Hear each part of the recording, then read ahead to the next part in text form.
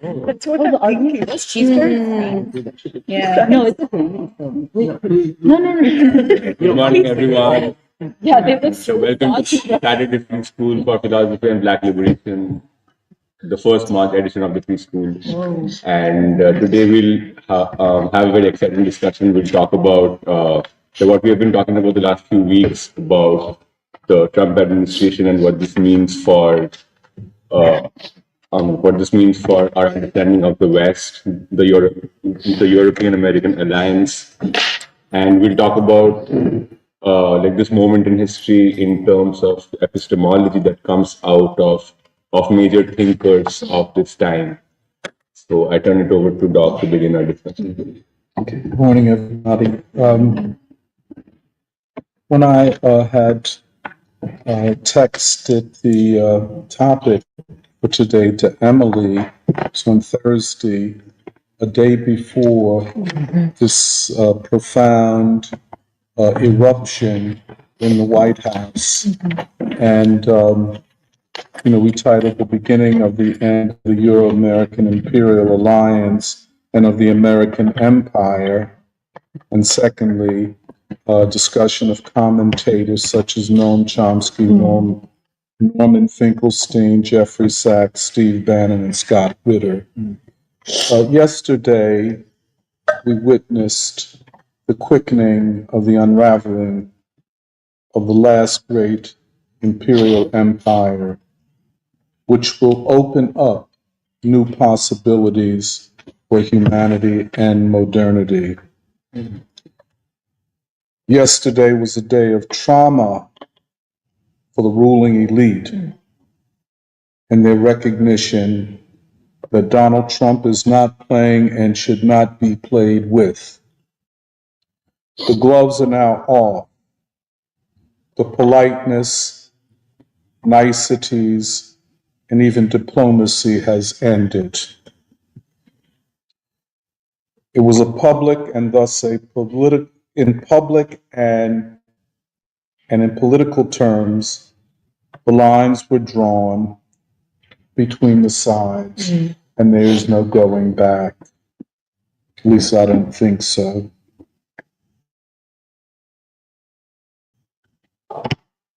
But this week itself was a week of drama, as was the week before. And we're only now into the 5th week of the Trump administration. This week, in the United Nations General Assembly and Security Council, but especially the General Assembly, the United States, which I couldn't quite get my head around as I kept thinking about it and reading about it, the United States voted against a Ukraine, which means U.S.-sponsored resolution. The United States voted with Russia, North Korea, Iran, and other states. In the Security Council, the United States voted with Russia and China for a resolution that did not name Russia as an aggressor. This is hugely important that the United States, under the Trump administration, has gone against the political positions that have made this war a necessity, have kept it going, and is the basis for its funding. Now, Trump says the United States has given $350 billion, and who knows? Even the Ukrainians admit that they don't know where most of the money went. But it is this shifting of sides by the United States to unapologetically and unashamedly vote with what the Biden and before him the Obama and Bush administrations called an axis of evil, an axis of authoritarian nations. It is very, very difficult to realize this might be a new normality. Certainly, nothing like this has been seen since the collapse of the Soviet Union and all of the philosophical, ideological, and political narratives to justify that the US was the indispensable nation, that the law-based organization of world relationships, meaning US dominance of humanity, the idea of a single hegemon, a single enforcer of what human, national, political, ideological relations would be. We in the United States and the world's people might be awakening from a great counter-revolution, a world that the only world that you all knew about growing up. But it's possible, and I'm excited about this, that you all might now see a different world. And you deserve to. You deserve it. But what's behind what in effect is Trump's imperial retreat, or retreat from empire? And this is effectively what it is. And frankly, if the liberals and progressives and social democrats in the camp, let us say, of Bernie Sanders and AOC and the Congressional Black Caucus, Hakeem Jeffries and Gregory Meeks and, names that we don't know and don't need to know and don't want to know. All of these people can now, the only position they can take in their Trump is a fascist and anti-Trump narratives is to side with Zelensky and the neo-Nazis that are behind him. And let us keep it 100. The coup, the Maidan coup of 2014, and everything that has occurred in Ukraine since, at the core of it, are a group of neo-Nazis that run the military, that have fought the Russians the hardest, that have clamped down on any modicum of democracy in Ukraine. This is the foundation of Zelensky.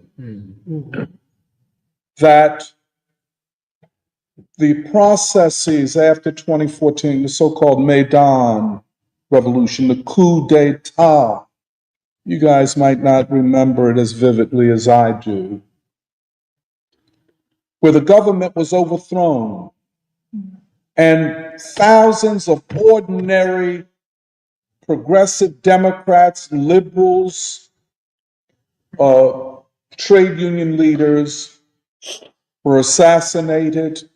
I'll never forget the trade union palace, the trade union headquarters was set on fire and hundreds of people killed. I forget the city now. But a brutal dictatorship organized by neo-Nazis, what are called banderas, people who in World War II sided with the Nazis who invaded Ukraine as their first step to invading Russia and the rest of the Soviet Union. The liberals and social democrats And those who can only see Trump through this narrow narrative must now decide, are they on the side of peace or are they on the side of war?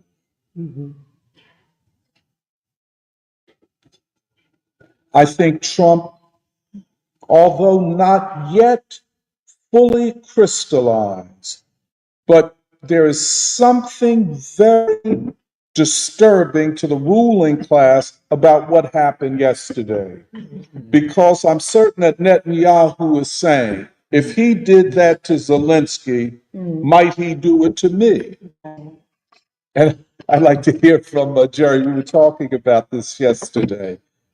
Oh, that he would talk to Netanyahu the way he talked to Zelensky. The fact of the matter, he would not have spoken to Zelensky that way had Zelensky not been performing like a gangster.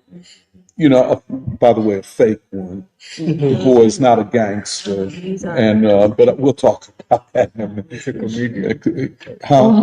I said he's a comedian. A comedian with a nose problem, as many comedians do have. But what is behind all of this? The retreat from empire. I would say there's something that is seldom spoken about, but is at the center of it. The cost of empire. Right. The $37 trillion debt. And according to the Office of Budget and Management, in the next 5 years, it will increase by $23 trillion, growing to over $50 trillion, meaning that it will never be paid off, and that the interest on a debt this huge will be far larger than the military budget as it now stands.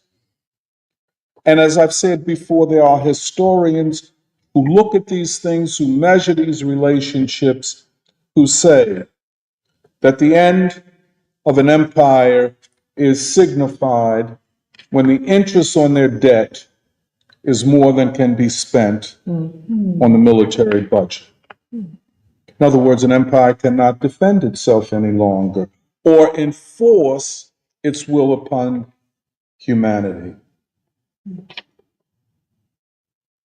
Already, as it stands now, the national debt, sometimes called the sovereign debt, is 150% of the gross domestic product, or the gross national product, however you want to call it. In other words, the economy produces in goods and services annually, at this point, $23 trillion. The debt is $37 trillion, and I think that's 150% more. I estimate that if the national debt in 5 years goes to $50 trillion, the national debt will be 200% of the gross domestic product. In other words, the economy will be weighted down with the weight of debt. And if the United States, even with the privileged position of the US dollar in world trade, which we will come back to, and by the way, just a parenthesis here, you know, you don't have to know all of this in terms of how the financial system works. I was listening to a podcast, as I do too much of this, of Michael Hudson, of the very Minnesotan suspenders, which I said, man, why don't you get a good belt? He's trying to act, you a farmer or some shit. But anyway, true that. He talked about all of these monetary, financial relationships in ways that nobody will understand. Even he does not understand them while he's trying to explain them. And that's not unusual for professors.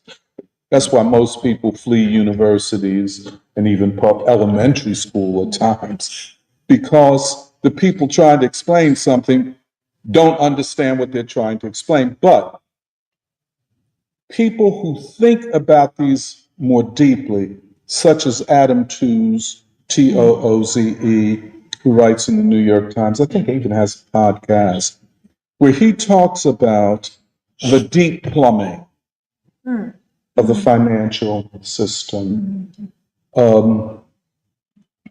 In other words, I don't know, in an old house, I live in an old house. I don't know what's happening with my pipes or my electrical wiring, to tell you the truth. But it's not unusual in old houses that the plumbing under the ground, nobody knows what's going on down there. You just don't know. And that's with the financial system. But there are a tiny group of people who control the major levers of the financial system. A very tiny group of people. Some of them are in the Gulf Arab states, such as Saudi Arabia, United Arab Emirates, but most in London and New York, maybe a few in Silicon Valley. But a few people control these levers. And for example, the Federal Reserve Bank is their bank. And if they think that interest rates should be risen, they do it for their interest. And one switch of whatever could make a billionaire or break a billionaire.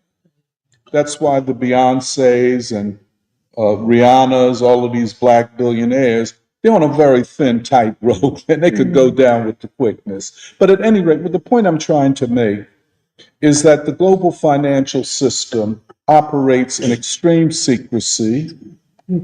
If you do not understand it, don't feel bad, because nobody really does. And no one will until that system is overthrown. And just as a small part of this, the theory of money. I know, Jerry, remember a couple years ago, we raised the question of value, and I never got back here. This has been in the back of my head. You don't even remember. No, I remember. Yeah, you remember? Okay. But, and we will. We have to talk about theories of money, and most classical economists, such as Adam Smith, David Ricardo, Karl Marx, John Maynard Keynes, at some point have to confront money. What it is, and that's a big question, how it operates, and whether, and you hear a lot of talk about digital currencies and cryptocurrencies and all of that. I would just say very quickly about crypto, it's a way of people withdrawing from the money economy, and where they go after that, I'm not even certain. I don't think they know. But it looks like more of a pyramid scheme or scam, as they say on the streets.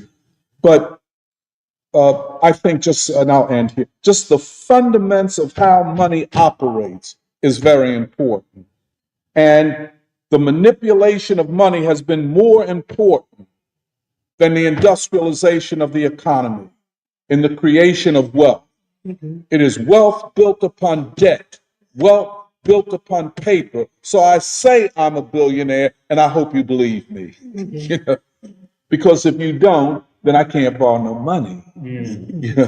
And well, a lot of other things, I can't buy a very large car, or a yacht, because my credit ain't no good. But anyway, if the United States defaults on this debt, and these treasury notes, which are bonds issued by the United States, held in China, Japan, Saudi Arabia, in the main, and some European countries, if all of these countries feel that the United States is about to default, in other words, cannot pay the annual interest on this debt, and they say the paper that we're holding is not worth anything, and they begin to trade it in or to trade it for gold or other hard minerals, silver perhaps, uranium, who knows.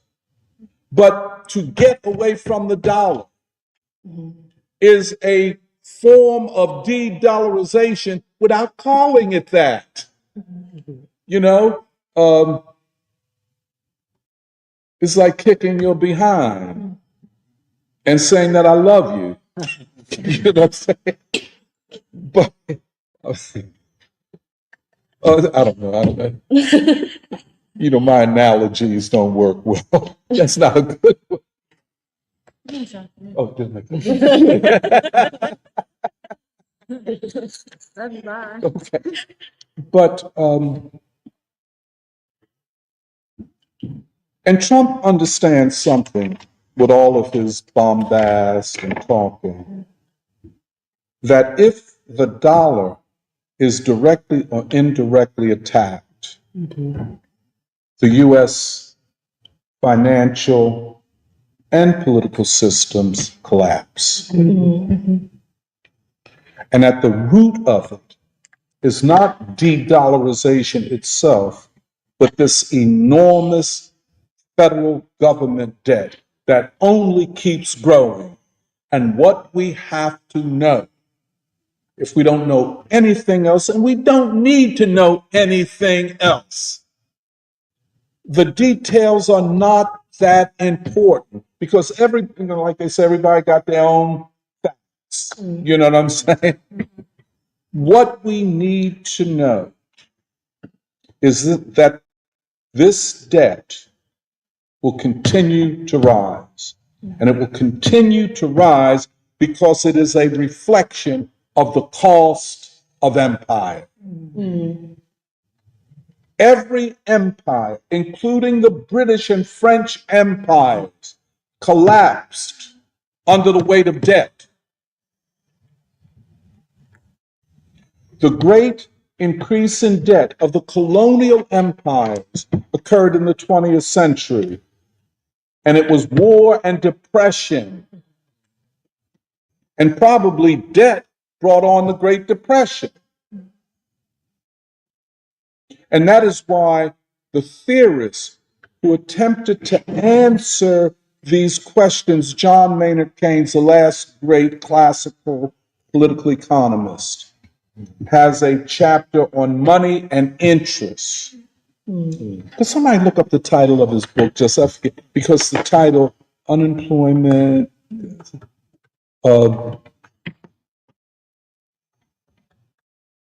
Marx literally devotes the entire second volume of Das Kapital to the question of money and exchange. And even as much as he did, the question was not, it was answered for that time when money was linked to production. But what happens when money is no longer linked to production? And so now we got a lot of cockamamie, wild theories of money going around. Oh, it doesn't mean anything. Money is anything you say it is. If I say I got money, you have to prove that I do. All this kind of what we call subjective theories of money. A lot of ways, the string theory of monetary theory. They'll just keep going till they can't go any longer and collapse. There are people that say that debt means nothing. Well, it might not mean anything to you. But what about to people like China, Saudi Arabia, nations like China or Saudi Arabia that holds that debt? It means something to them. This cost of empire has come home to roost.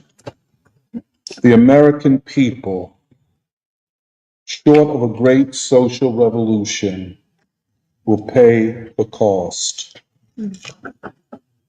of this cost of empire. You know, Martin Luther King and others were prescient and prophetic to say that war is the enemy of the poor. Empire is the enemy of the poor. However,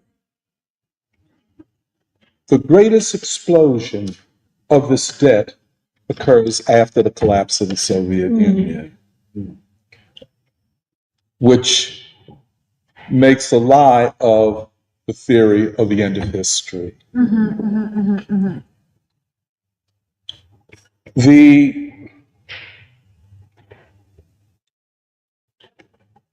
wars of the late 20th century, the 1990s and the 2000s, almost 20, 25 years of uninterrupted war,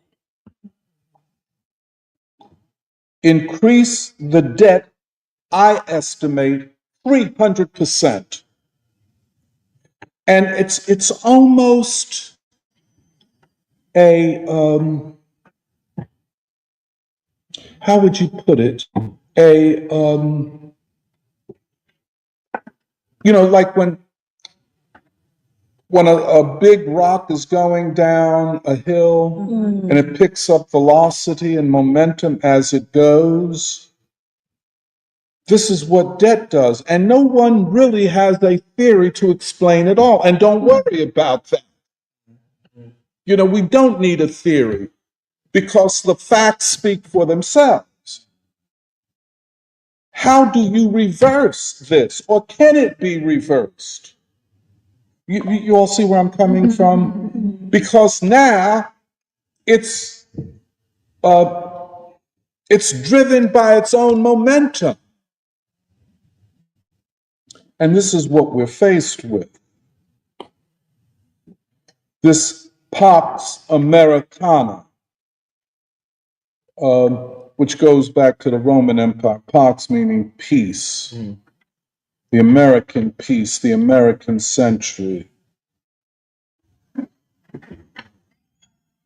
Of course, the state is a central part of this.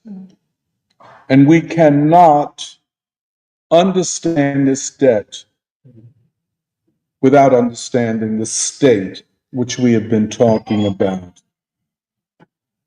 The state connected to empire. Of course, we can talk about the military-industrial complex and the now trillion-dollar military budget. But we have to include in this Central Intelligence Agency, USAID, the Endowment for Democracy, the National Intelligence Agency, the FBI, military intelligence, and the whole set of mechanisms designed to overthrow governments throughout Africa, Asia, and Latin America. It's not just the Navy and the Air Force and the Marines. It is this whole set of institutions designed to bring about regime.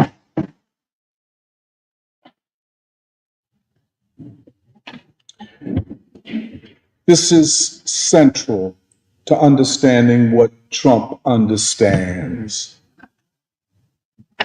He's not good at articulating this. He doesn't articulate it at all, it doesn't seem. However, if you look back to his first administration, it was indeed attempting to carry out something of an imperial retreat. I wrote an article for an Indian journal, I think called Revolutionary Democracy, for Raju Nanditha. And I would share that. But that first administration was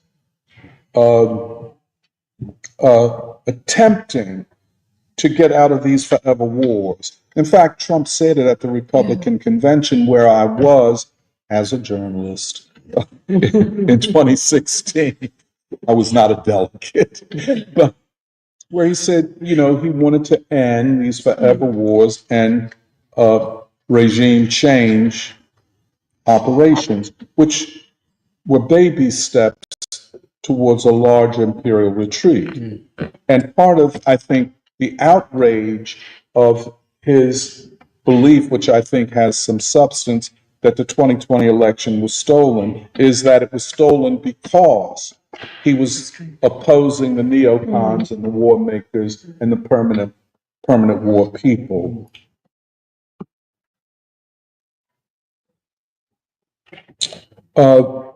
Now,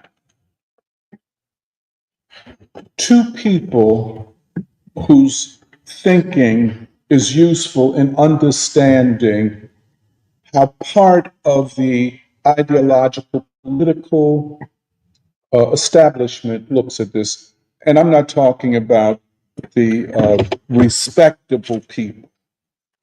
We're looking at in sociology, we call new hierarchies, new agents, new people who are not respectable, who do not speak in polite terms, such as the Scott Ritters and the Steve Bannons. They are worth listening to because they have huge audiences and they're close to what's going on.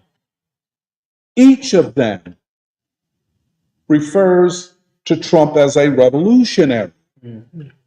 Now, cautionary note, they never say what they mean by revolution. I think what they mean is disruption. No problem. If that's your definition, I won't argue with you. I won't split hairs about what a revolution is. Of course, we would not see it only as disruption, but each of them does. Scott Ritter, and recently and interestingly, he and this guy Martinov, this Russian that you can barely understand when he's talking, were on Garland Nixon's podcast. And I was anxiously looking forward to hearing what they said. And YouTube shut them down, you know? And I haven't spoken to Garland to find out what their transgression was. I know they don't, they might curse a little bit, but not much, you know? But I don't know what their transgression was. But Scott Ritter has spoken in the language and style of a Marine officer. What I'm saying, Jerry, we are going, I mean, I don't know when he became a part of the we, but he's now, we, the United States, are going to do this and so on. We are going, and he's talking about the Trump administration, they are going to redesign and think the world order away from the United States as an imperial power to the United States in a multipolar world that will seek alliances with all other nations that have been marginalized. It is, and I don't know that Scott Ritter exactly puts it this way, but everyone, including Colonel McGregor and, in a milder sense, John Mearsheimer, certainly Alexander Mercurius, all agree that this is a move completely against Europe, NATO, the European Union, and the transatlantic alliance. Now, maybe you can call that a revolution.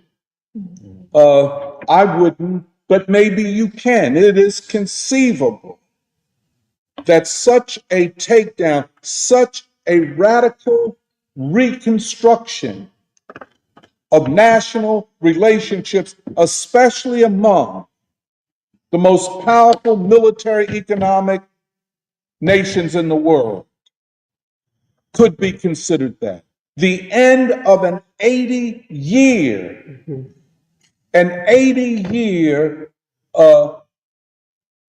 form of international global relationships, where the United States and NATO occupied the position of hegemon of world humanity and would go to war, overthrow leaders, assassinate leaders at will, and foist upon humanity utter chaos, even when they don't win. They will do such damage to nations like Afghanistan, like Iraq, like Syria, like Libya, where all that these nations have built up over decades will be destroyed and will take decades to rebuild. They didn't care.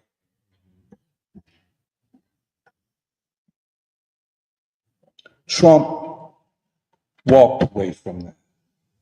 And he did it in full sight of everybody to see it on Friday. And it was only after I saw that, because Emily had asked me, was I going to see Jeffrey? I said, I don't know about that. First of all, I don't like to go to the University of Pennsylvania. And Nuri confirmed why I don't. She said the place is so repressive. It's unbelievable for me to hear. I don't like to go up in there like that. And Frank, I don't like to be in the presence of cats like Jeffrey Sachs, which I will explain. I just don't like to be around cats like that. You know, I know who they are. I know what they are. And, I just don't feel like, I could go off with quickness. So I don't want to embarrass myself or, have to have hands thrown and the police called and drag me out. But anyway, so, but I'll get back to Steve Bannon. Ritter calls this a revolution and speaks in the most passionate terms, in ways that I don't feel he has normally spoken, although he's an over-the-top cat, But now he's talking about this change as an irreversible shift, a paradigm shift in global political relationships. And he believes, and this is positive, that it can be done without war. And that Trump, working with Putin and Xi Jinping, and then others, of course, India, Iran, and others. By the way, parenthetically, this is what makes his relationship with Netanyahu problematic because of Russia, China, BRICS, of course, and so on. If this shift in global relationship, if imperial empire retreat can take place without global war, and here we cannot rule out civil war in the United States. If that equation can occur, humanity will owe a debt of gratitude to Trump. Yes. We can't get around it. And that's what Scott Ritter believes is possible or is happening. And he separates, as everybody now does, Trump's throwaway claims from the substance. Steve Bannon believes the same thing. And I'm going to use this only to quote him and not to disrespect the church. That Bannon openly calls Republicans pussies. And I'm only quoting him, it's not my language.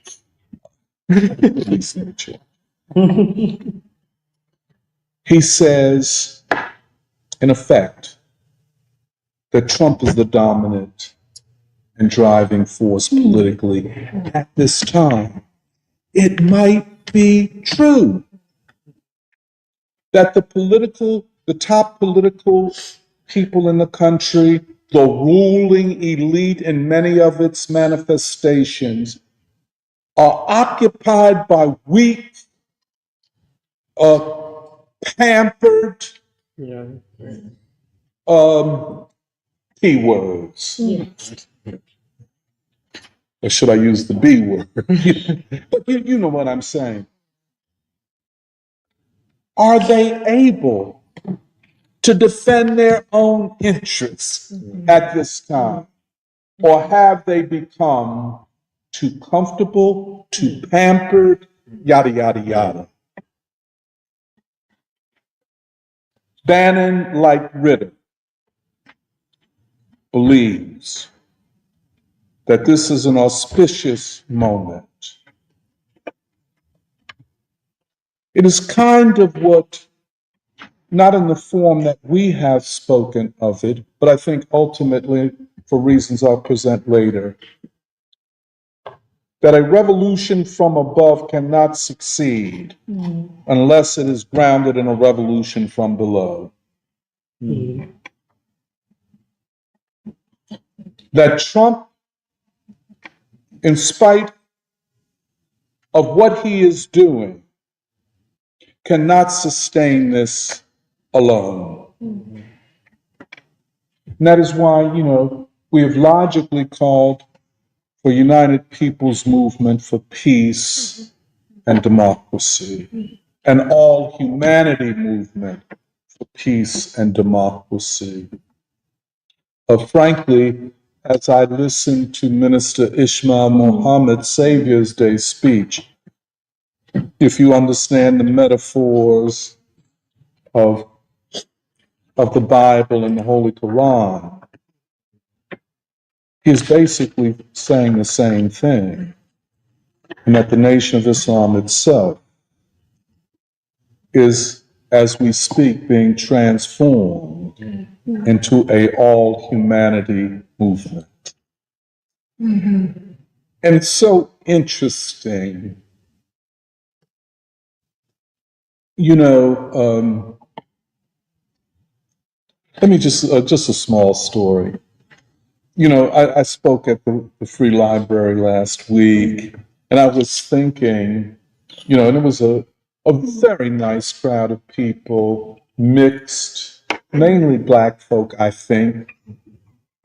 And I was thinking to myself, suppose in my speech I had said the white man is the devil. No Black person would even, that's a testable hypothesis. For most Black people, to claim that the white man is the devil is not a shocking statement.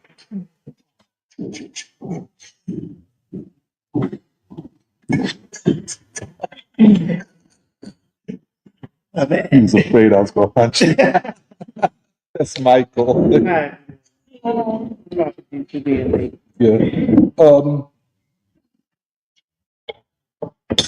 one would have been shocked. But then the Honorable Elijah Muhammad always said, when asked, well, how could the white man cease being the devil? He said they would have to convert to Islam. And quite interesting, I saw at least one white woman in the crowd at Savior's Day. And Minister Ishmael said he was speaking to the entire nation. And, I can foresee a day in the not too distant future where white people will pray to God for the success of the Nation of Islam and of Black people, and will thank Black people for all that we have done to civilize this nation. I can see it. Where will they go? Where can they go? You know? But anyway, let me just continue. I don't know why I got off on that.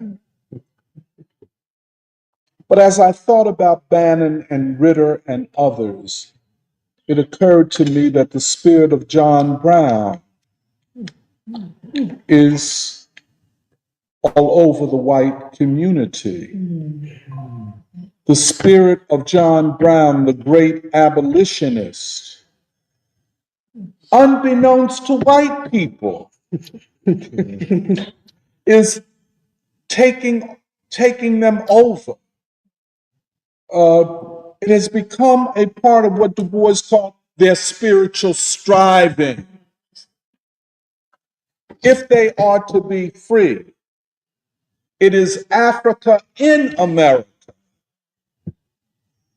that will be the spiritual context for their recognition of the next steps forward. And when I thought about John Brown, I thought about Du Bois's interpretive biography called John Brown.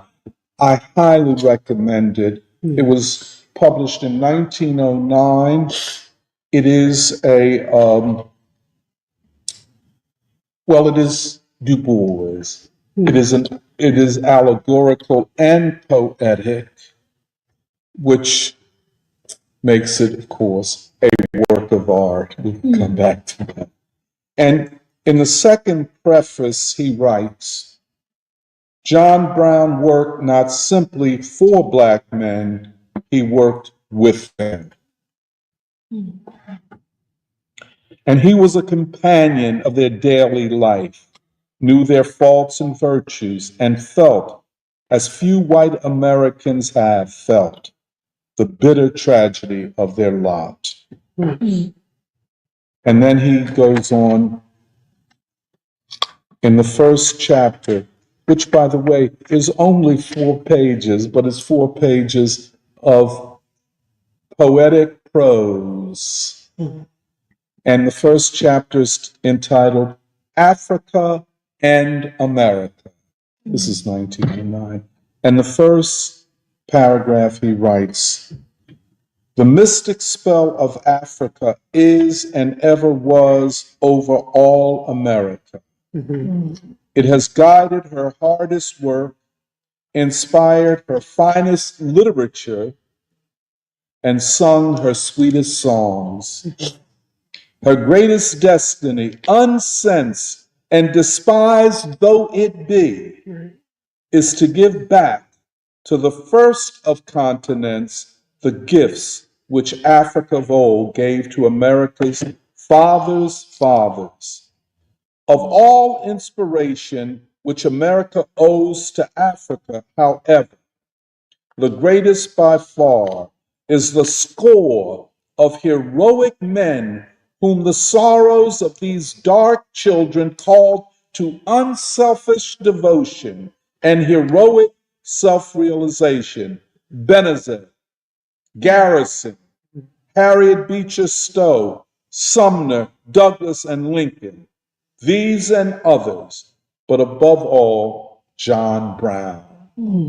And he would go on to say that the moral foundations of John Brown's life were the Old Testament, an eye for an eye, and the French Revolution, the guillotine. That's really nice. In some ways, we see this working its way through the white masses and their representatives such as Bannon and Ritter and others that I can't speak of, and perhaps Trump himself.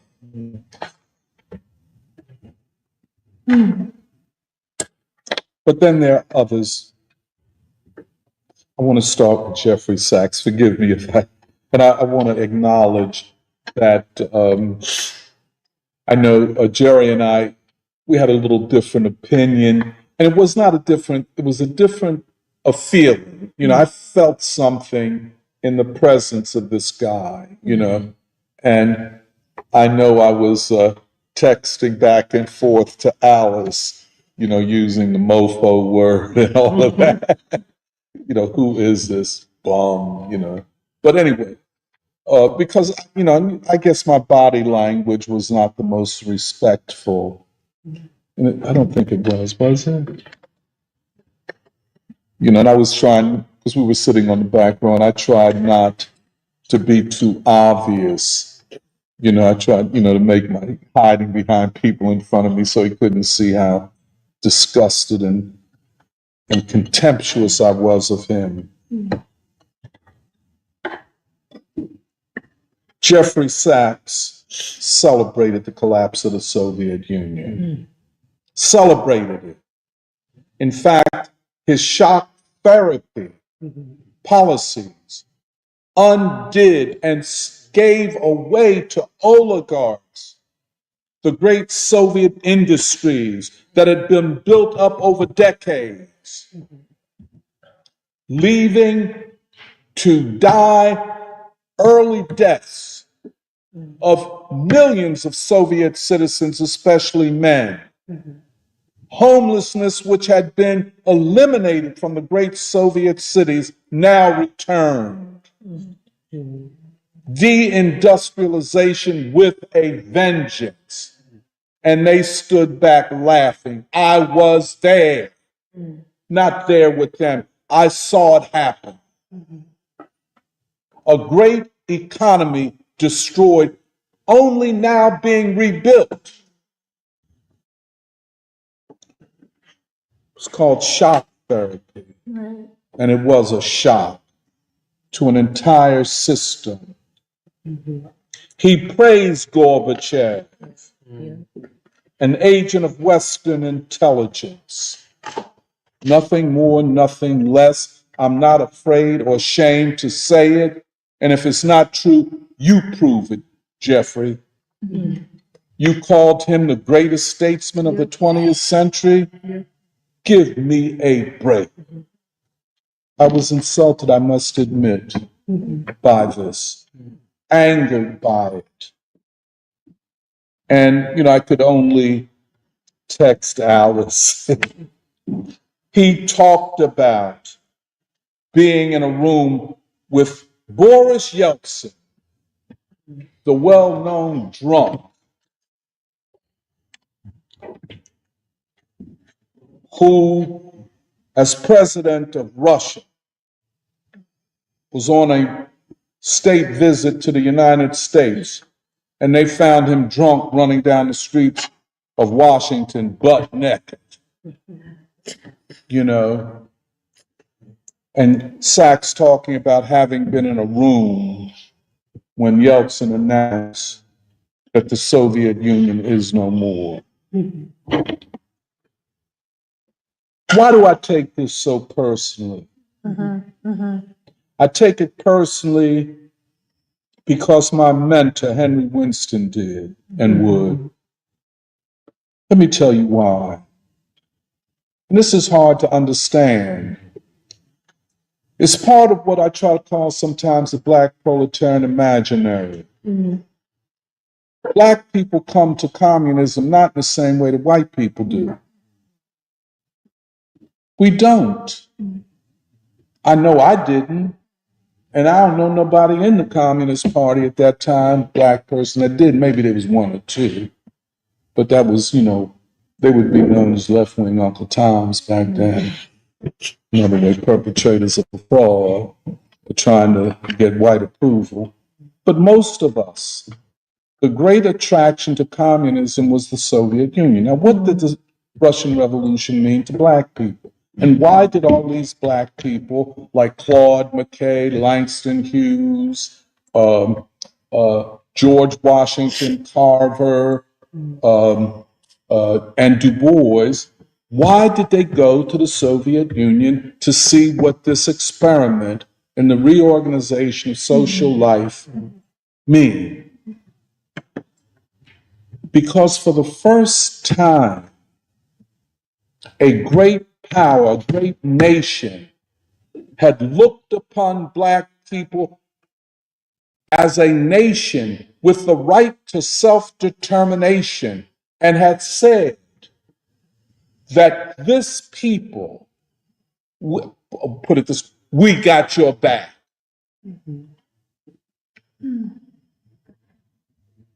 This meant something.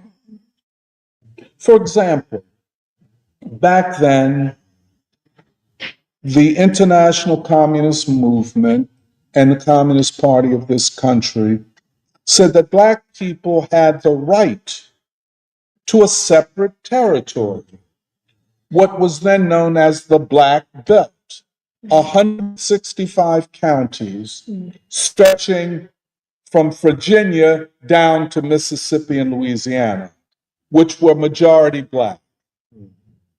That was known as the Black Belt.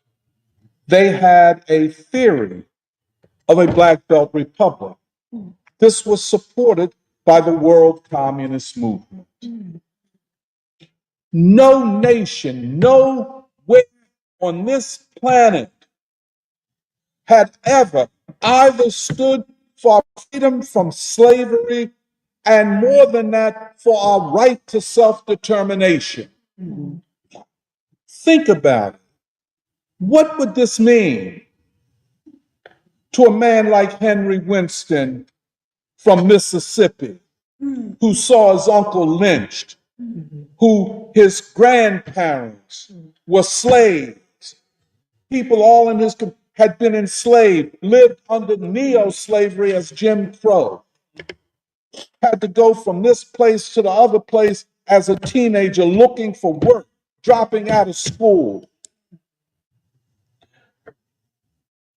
spat upon by white people, told you nothing. As so many young kids in schools are told, I tell my story. I never thought I was nothing, told I wasn't nothing by my teachers. And I ain't exaggerating, this ain't no hyperbole. So, like when the Honorable Elijah Muhammad said the white man is the devil, well, that's a testable hypothesis. Maybe you are. And if you ain't, you'll do till the real thing come along. You understand what I'm saying? Wasn't no great leap of imagination to believe that. You're evil. And here is a nation which takes a Henry Winston and gives him honors and respect that he could never get in his own country. I don't know whether I'm describing this. When Du Bois in 1926 went to the Soviet Union, he wrote an article in the Pittsburgh Courier, a Black newspaper. He said, if what I've seen is communism, is Bolshevism, then I am a Bolshevik. Claude McKay, the poet, If We Must Die. Langston Hughes, the great poet laureate of Black people. And we could go on and on and on. Were treated with dignity and respect in the Soviet Union. They were there with cats like Judah, what's the name? Zhou Enlai, Ho Chi Minh. In the Lenin School, they was down on that level. These were people who could not finish school, but now were in the Soviet Union studying political economy, philosophy, all of the sciences. I can only imagine what it was like for young Henry Winston, knowing him as I did. I know in my own case, I'm a young kid. I ain't nothing, just young out of North Philadelphia, 24 years old. Find myself in the Soviet Union at the Congress of the Komsomol, which was the Young Communist League. And believe me, nothing. I'm just ordinary. Matter of fact, I was not ordinary because I'd been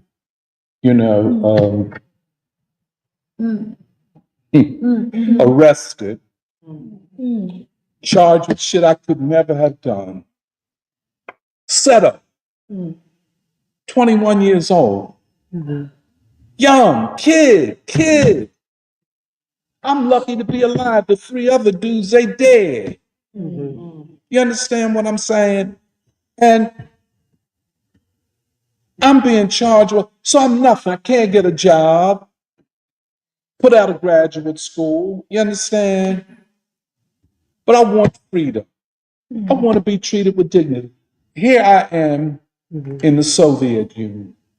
And they came to me, they said, look, because, you have to write out your speech because they're translating it in hundreds of languages. So they said, we want you to give your speech on the day when the Standing Committee of the Politburo is there. The top leadership of the Soviet Union and the Communist Party of the Soviet Union. Hey man, I ain't never been hardly outside of Chicago. That's about as far as I'd ever been. Now I'm in Moscow. And they like, so I'm there and, in comes the whole leadership, the top leadership, Brezhnev, Kosygin, Podgorny, I don't know, the rest of them, and I give this speech. I'm nothing, I'm ordinary, believe me, ordinary black kid who had been charged with shit I could not have done, never thought about doing because the state wanted to smear and overturn the struggle for black freedom. They criminalized freedom and were prepared to lock us up for however long they chose to. I was lucky to have a family and to have a church.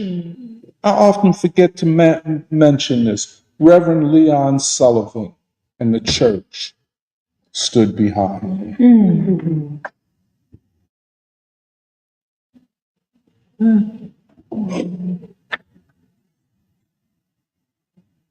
So they asked me then, we'd like for you to go to North Vietnam. This is when it was illegal. They were at war with North Vietnam. I'm young. I'm against the war. Yeah, I'll go. I end up in Hanoi. And then kind of the rest is history. The collapse of the Soviet Union meant that this powerful nation, which stood on our side throughout the civil rights movement, and even before that, is gone. And here you get this buffoon, Gorbachev, and then after him, Yeltsin, talking about they want to overturn the Lenin mausoleum. That is the mausoleum where Lenin's body is. Oh, you want to shut that down now? You done already renamed Leningrad Petersburg. You know why? So it's all gone. And no prospect of coming back. That international backup, which we, people like myself, relied upon and tried to transmit to our people, as Robeson and Du Bois had attempted, who were attacked at every side by the reactionary nationalists and liberals. I can tell you that. I tell you what somebody told me. I was in that. Losing jobs, not getting jobs. Because I stood for that principle. I wasn't alone. Throughout Africa, throughout Latin America, Patrice Lumumba, Amilcar Cabral. I mean, I could name them. And this is why I'm so sensitive to the maneuvering, machinations of different ideological groups. See, like I said, like me and Kathy, we went up in a spot to see some jazz last night. And I was saying, because, see, I'm always on posts. I'm always looking who's in here. You know what I'm saying? Because I got to know, because there's a lot of hate, you know, and I'm talking about jealousy, envy, and shit like that. We're going to try to take this down. We ain't this, and we ain't, you know, we you know, like Saturday Fake School, you know. They attacked us. And the latest one was Malefe Asante saying that the reason he took my job, see, take the person's job, take the health care, you take their mortgage money, you know what I'm saying? This is in the name of Africa. You did this, bum, scumbag. You know, me and Emily, we were going over to the library to do the reading with Baldwin. And see, a lot of times y'all don't see what I see. So I see that scumbag. So he saw me trying to get away. And I stepped to him and I said, hey, what's up? See, I didn't say hello. See, you know, you got to know how to talk to a scumbag. Let a scumbag know he's a scumbag. I said, what's up? How you doing? I said, you know who I am? Let me reintroduce myself to you, punk. And I meant it. She didn't quite dig it enough because it was so quick. But I wanted, you know, but I'm just saying. Job took. People talk about you in ways that ain't you. You know, shut you out of Black public discourse to the extent that they can. So I say all of that to say, Jeffrey Sachs, don't come now that the ruling class done kick your sorry behind to the curb. You see, because I know you. I'm not saying, and you know, like Jerry said to me, it was an interesting sociological study. You understand? And it was to see a beaten piece of garbage. You understand? A punk. Straight up. I'm telling you, straight up. See, because I'm saying, and like Jerry asked me, then how can they talk about America and not ever mention Black people? We ain't even in the equation. You can imagine. Soviet Union, you got to think about us now. How you like me now? I just got back from the Comintern meeting in Moscow. What you think now, dog? Oh, I'm gonna lock you up. We'll do that. That's what Winnie and them had to say. You gonna lock me up for standing up for principle and for my people's freedom? I'm ready to go to jail. Ain't nobody scared of y'all. When he go blind, they tortured him. He went blind in the penitentiary. Came out, said, you took my sight, but not my vision. Let's continue to fight. So this cat talk about the whole fucking 20th century. Martin Luther King don't never come up. Paul Robeson don't never come up. W.E.B. Du Bois. Well, what you talking about, dog? You talking about white history, which ain't American history. That's your history. Do you feel where I'm coming from? So I'm feeling a certain way. Okay, let me just, I don't want to keep. And I'm not alone. That's why we said back then, anti-Sovietism is against the interests of Black people. With the assassination of Martin Luther King, it is a truth that the central figures in the Black civil rights movement joined the world peace movement. And this is why Roma Chandra occupies such a huge place in the civil rights movement after the assassination of King. And we owe a debt to the Indian people and to Indira Gandhi. Indira. I know I could never understand. Because, when Indira was, I still ain't gotten over her assassination. And it's hard for me to get down with Sikhs. Although I understand they're nice people. But I'm saying, y'all, ain't nobody said we was wrong yet.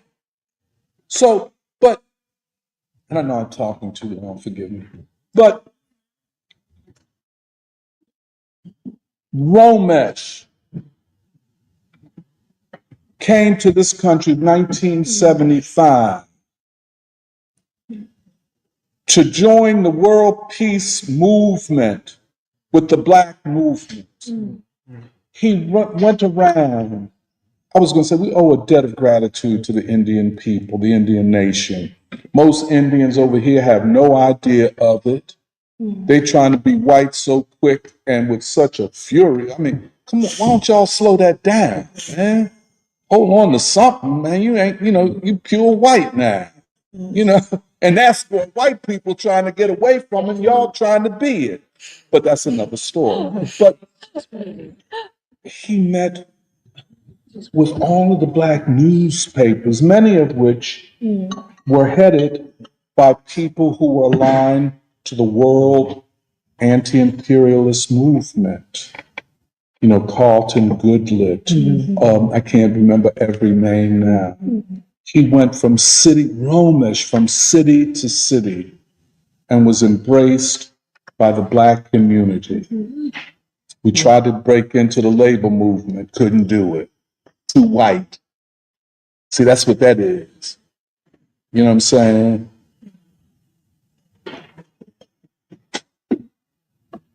But, okay, let me go. Noam Chomsky and Noam Finkelstein.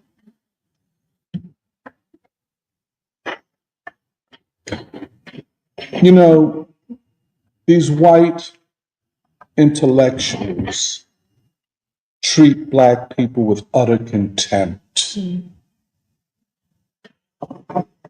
Noam Chomsky, who Norman Finkelstein claims is a mind that only comes along in every 1,000 years. When I heard him say that, I want to bust him in his face. And if I see him, I'm going to step to him.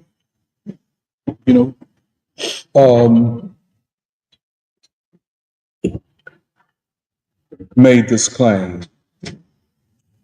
Talk about everything and only in a side derivative sense even mention a Black person.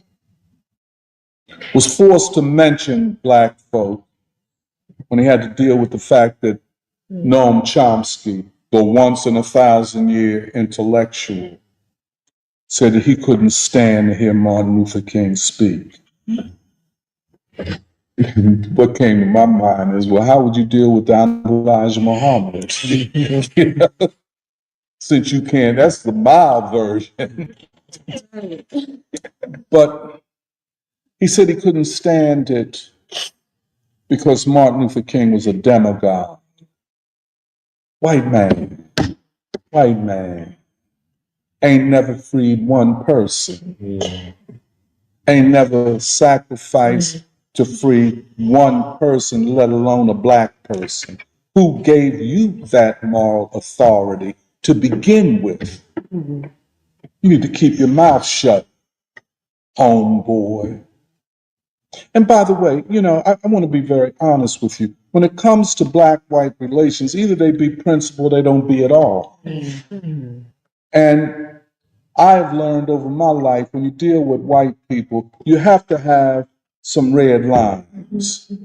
You understand? You can't deal with them on their terms or just free, we're all, no. You got to draw them because they come with an agenda and an epistemology which trivializes and minimizes Black folk out the gate. Out the gate. Whereas Black folk are the opposite. Just like we do in the free school. Du Bois and Leonardo da Vinci. White people, Leonardo da Vinci only. You know, Einstein and Du Bois, oh no, just Einstein. It is their narcissism, their egotism, their white supremacist predisposition. Norman Finkelstein is a special case. Started out as a cold-blooded Maoist, follower of the extreme elements of the Cultural Revolution. I ain't hating, I'm just recognizing, okay? You know, you're gonna start there, which means, and then he going, wait, we went up to a thing up in New York. So he stepped to me, gonna ask me what I thought of Angela Davis selling t-shirts. I mean, first of all, why you gonna even approach me with that nickel and dime espionage? Now, I don't know nothing about no t-shirts. But see, I have to be very real. That's the white man. You know, I'm black, so I don't know no, you know, just ask me about some bullshit, turn one black person against another. I was on a podcast a little while after that. And they're going to be telling me about what Norman Finkelstein said about Angela Davis. And did I agree? I said, before you go any further, let me get something clear. Norman Finkelstein, on his best day, can't carry Angela Davis's dirty jaws. He don't need Angela Davis's name in his cowardice mouth. And I meant that. The great Angela Davis, I don't give a fuck if she is fallen from grace. What she did will stand throughout history. And the accounting will take place somewhere down the road in history. Ain't nobody, me in particular, going to defend a white man against a black woman, and a white man ain't never did nothing but run his trifling mouth? No. There are red lines. And his hero, Noam Chomsky, said that he could not stand to hear Martin Luther King's voice. What couldn't you stand to hear? And what have you said that goes beyond what he says? What have you ever said? And frankly, I'm convinced very little. And when we have time, we will go through it. And so Finkelstein talks about these large audiences that would come to see Noam Chomsky. And they were. They were. 100% white, albeit. You know, I don't think a black person ever was in an audience of his, and he didn't want you there. It's like that white talking to white. That's cool. I'm not hating, but stay out of my business. Let me fight for my freedom. The best. I don't need you. That is why at the end, let me say this.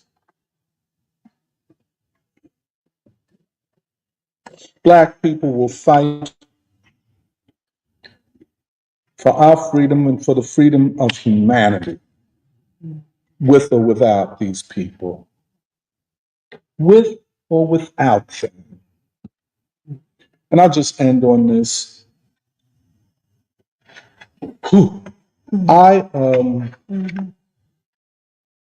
There's certain things about them, about their epistemologies, by the way,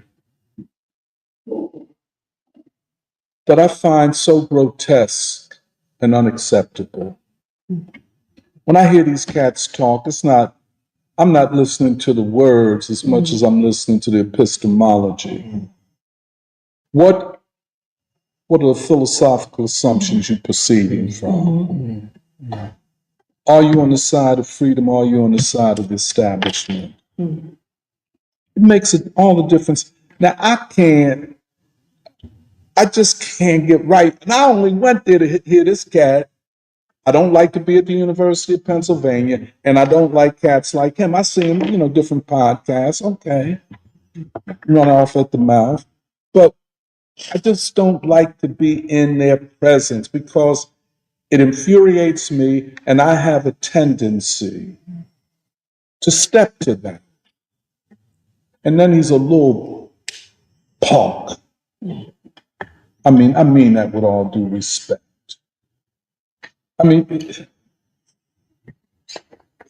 the other side, you get the Ritters and the Bannons. Break it down. End it. Trump gonna do it. Whether they right or not.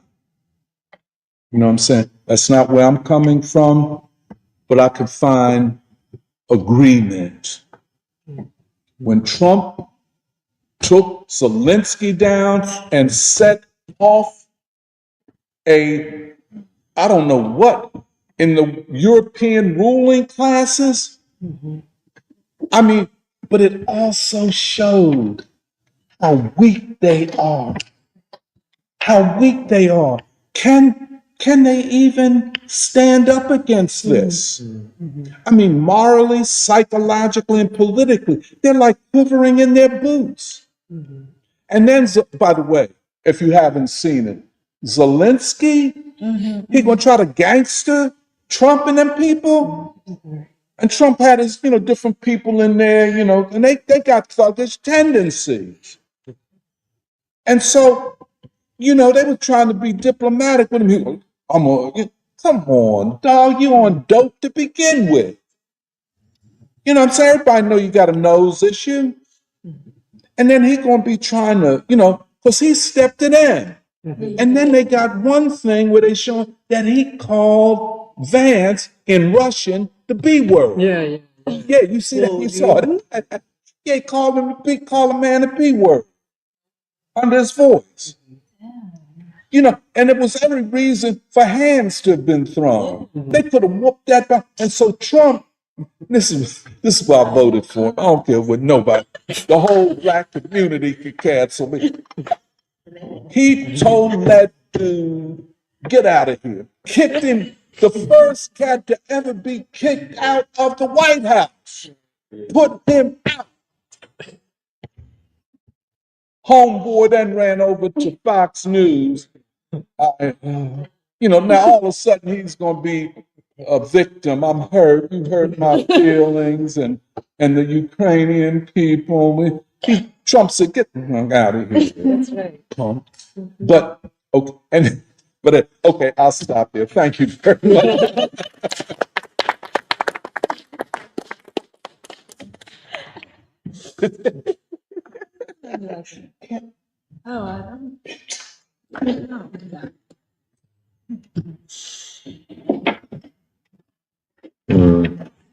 Hard to know where to begin. No, I was thinking, I think you went over a lot that we've been thinking about this week and even last week, and talking about the sort of the theories that come out of the economic theories, and in terms of what comes out of the gains. I was looking up the work that you mentioned. I think it's called the general theory of employment and Interest, and interest in money and all. Yes. That was John Maynard Keynes, right. The last great English political economist. Right. And this idea that we're at a point where the economic viability of empire is in question, and what all of these figures, such as the Adam Tooze and Michael Hudson and all, what they're theorizing is doing is basically to analyze, okay, what are the economic conditions at this point and what this means for us. In terms of what Trump represents. And the thing is, all of these people talk about in terms of the state and in terms of economic policies and so on, and they completely miss any understanding of the American people. And I think what you were saying, I think this was very important, and it's going to keep being important for us to look into, is the different kinds of people that are coming out now, what you would call in the new hierarchies, and sort of the comparison between the spirit of John Brown with Ritter and Bannon, and then the other side, like on the left, like you have Chomsky, then Finkelstein, and so on. So, but I thought, yeah, the spirit of John Brown is an important question right now, because like when we are talking about the transformation of, like we are, like I'm thinking about in terms of what this entire year we have been also doing. We have been studying Baldwin for a reason, because his thinking, his epistemology has also shown us something about what are the possibilities of America at this time, which is going to include possibilities of, of white America, like how far can white America go? And to say that the spirit of John Brown really represents, or, like the quote that you said from Du Bois about the fact that the spirit of Africa is always, that's what has always shaped America going forward. I thought it's very deep and it's very important for us to grapple with, because this is why all these thinkers, however good they might be about understanding empire and economics and so on, as long as they can't see Black America, they don't see America. And yeah, so maybe I was thinking of like the whole idea of the fact that Africa and the consciousness that comes out of Black America. This is what has shaped at every step. This has shaped the forward movement of America, and at this time, this is crucial that, like, whatever Trump and the Trump administration means in terms of the retreat of empire and this idea that it's a revolutionary movement from the top, it cannot be sustained without a revolutionary movement of the people. And so therefore, what is our role at this time? What is the role of the American people? So I think that's an important, that's the most important thing for us to grapple with today, because there is all of these commentators and like geopolitical thinkers and so on, which, I mean, it can sometimes get to the point of like what King calls paralysis of analysis. And therefore the question is, what is our, what do we do? So yeah, I thought, it's a, yeah. Yeah, Doc, what you said in terms of a revolution from above can't succeed without a revolution from below really stood out because of what had happened in the Oval Office, but also us going to that lecture by Jeffrey Sachs. Because I think what was really, it was more intuition, is that this man is supposedly an intellectual at an elite university. And yet when I was listening to him, I was like, he's not that intelligent compared to the conversations we've had with ordinary people. And the thing is that ordinary people are made to feel stupid because he like the way he's like, oh, I was part of that bureaucrat elite group, like name dropping, all of that, when he hasn't really done anything. And I think the other thing that stood out actually in that us being at that lecture is that he always had to like caveat himself, which is like, oh, like, but Trump is right about this, but like he doesn't say it in the most beautiful ways, like something to undercut the accomplishment actually on the day that it happened. And I think many of us were listening to Zelensky and Trump, and that was astronomical. Like there's so many, I guess Ross through that had said something which is like the presumption or pretenses essentially that Trump had addressed in that. First of all, that whole thing was televised, and Trump was like, actually, I'm letting this run because I want the American people to see the struggle and battle that's happening within the states.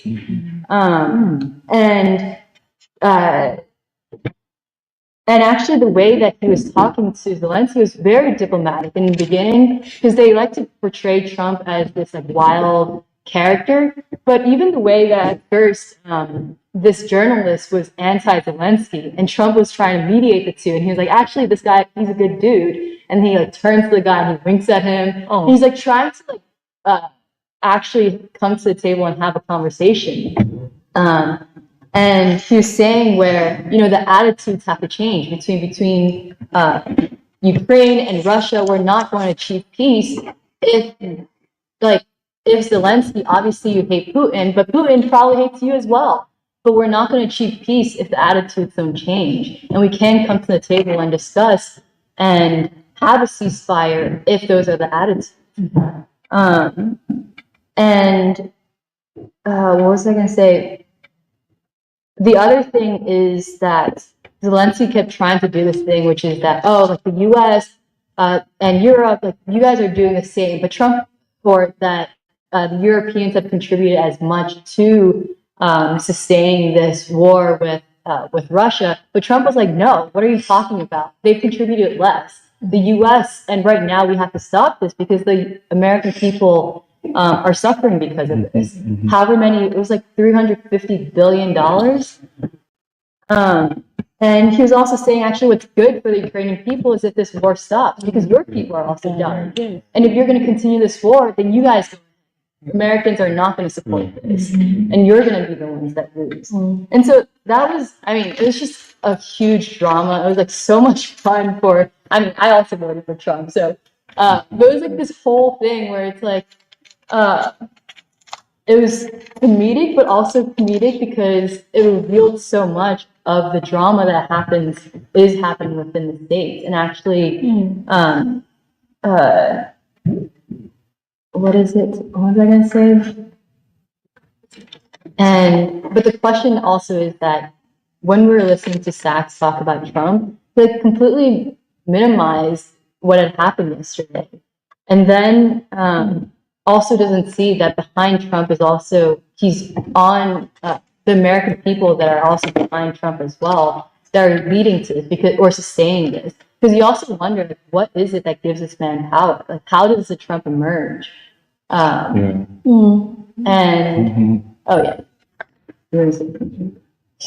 No, but that's the question that I have, which is like, he's extremely confident, but what is it that gives him this confidence? It's not just that he's a businessman, because he's always like, oh, I'm a businessman, I make deals.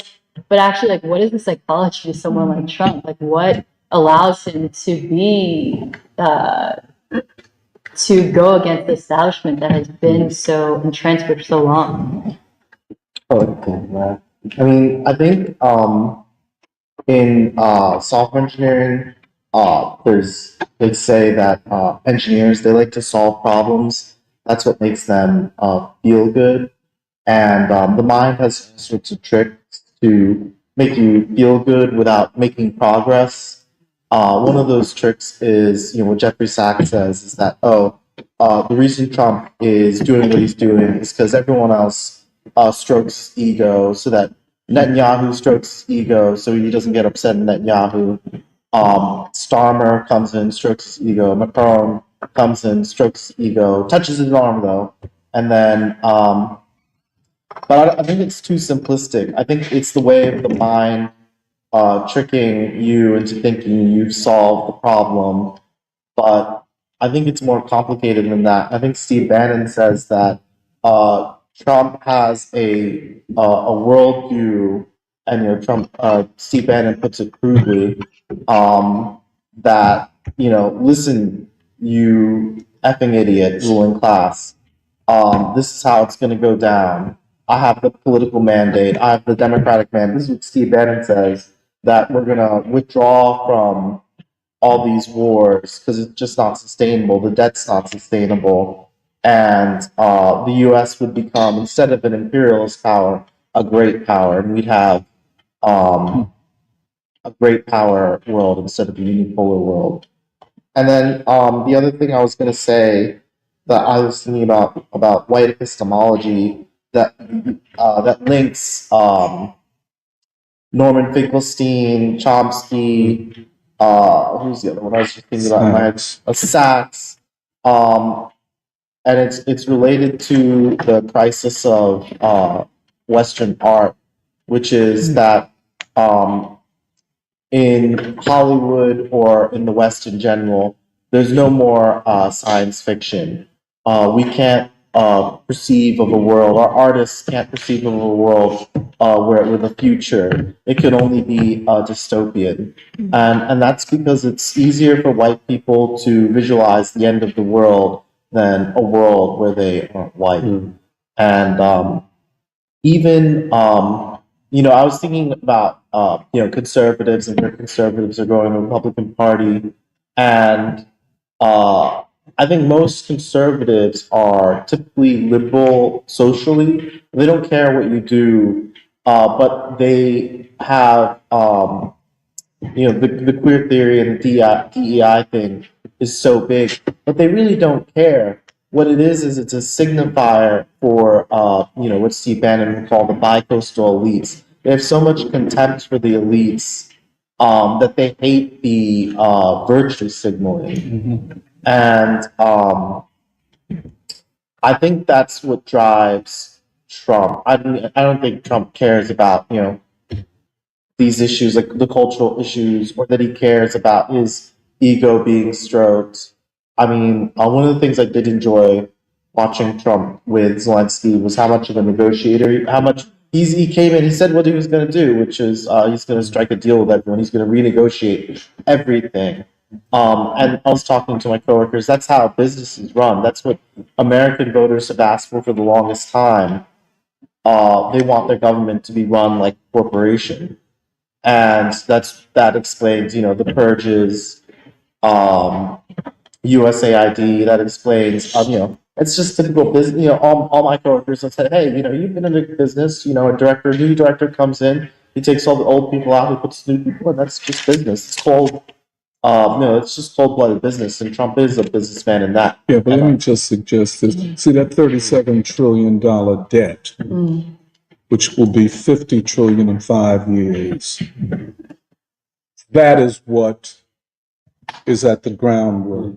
The cost of empire is making it impossible to manage the welfare of the citizenry. I don't think we can get around that 50 trillion. It's unmanageable. And this is where war and the cost of empire has now come home to roost. It is an existential threat. This is not a problem that a businessman can solve. The only resolution to this is a radical political realignment. I mean, and there's no two ways about it. Can Trump and them pull it off? I don't know. And this is what, I'm sorry. I would just suggest that Trump isn't motivated by his ego, but he's motivated by a worldview where this is a massive problem for America. And he's trying to tackle this as soon as he can. I agree with that. Oh, I'm sorry. Forgive me. No, Jeffrey Sachs would say. Yeah.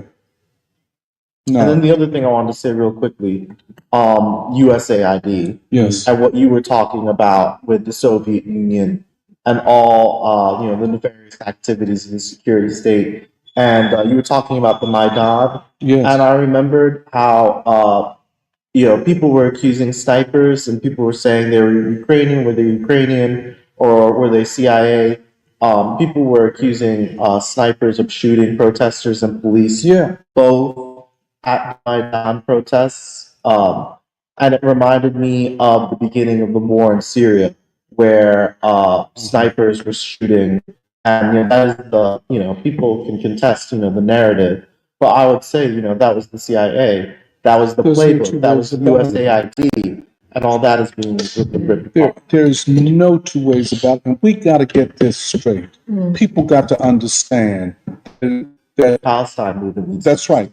That Ukraine was not an invasion by Russia. It was an act of self-defense, a just war to prevent something, i.e., NATO expanding and thus presenting an existential threat, regime change threat to Russia. Let's keep it real. There is no, I'm not saying you do, but all of this, no. I'm sorry. Forgive me for interrupting you. I know where you're coming from because I also was a Maoist for like 2 weeks. You were Maoist. I was in the New Communist Party, Stop the man. but I didn't know it at the time. Yeah, okay. But there was, a trend in, the activist left of, okay, well, Russia is bad, but the U.S. is bad too. Yeah. Mm-hmm. Too super. Yeah. Well, I want to say, I feel like it was very, in some way, it was so cathartic to watch Trump and Zelensky, because I think part of it is that people are mistaken in thinking that Trump is just talking to Zelensky, when actually Trump and Vance are talking to the entire Western elite. Yes.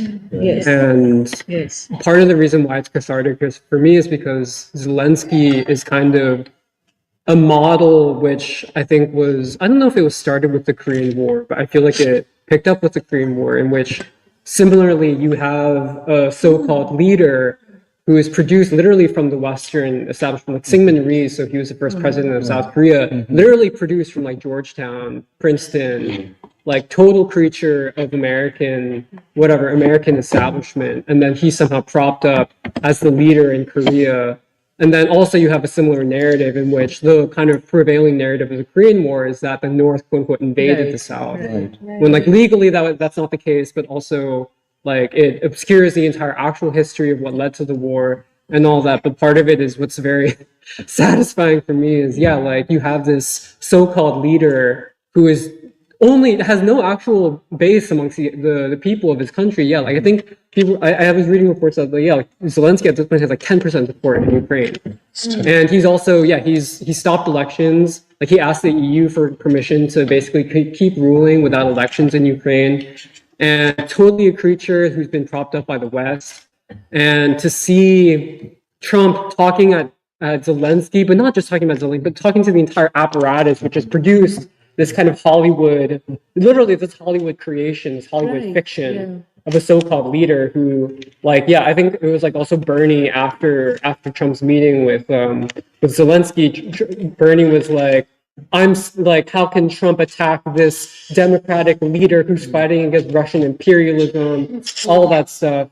And for me, it was just very satisfying to see it because, again, Trump is not talking just to Zelensky, he's talking to the entire Western establishment who have, basically been fine with sacrificing a million plus Ukrainians for the cause of, regime change against Russia. And, I think that is really at the heart of what's going on. And I feel like that is, I don't know, that to me is part of what is very profound about this moment. And I also want to say, even on this question of the debt thing, part of what's happening right now is, or at least how I interpret it, is that how is America able to sustain this ginormous debt, which has never been equaled in history, right? This just sheer amount. And part of it is because the U.S. serves as a global reserve currency, which means that there is, quote unquote, a demand for dollars. And so other countries, when they're kind of trying to set up their foreign exchange reserves, this is part of what creates a demand in which you want to invest in the American system, which means that you're basically purchasing American debt.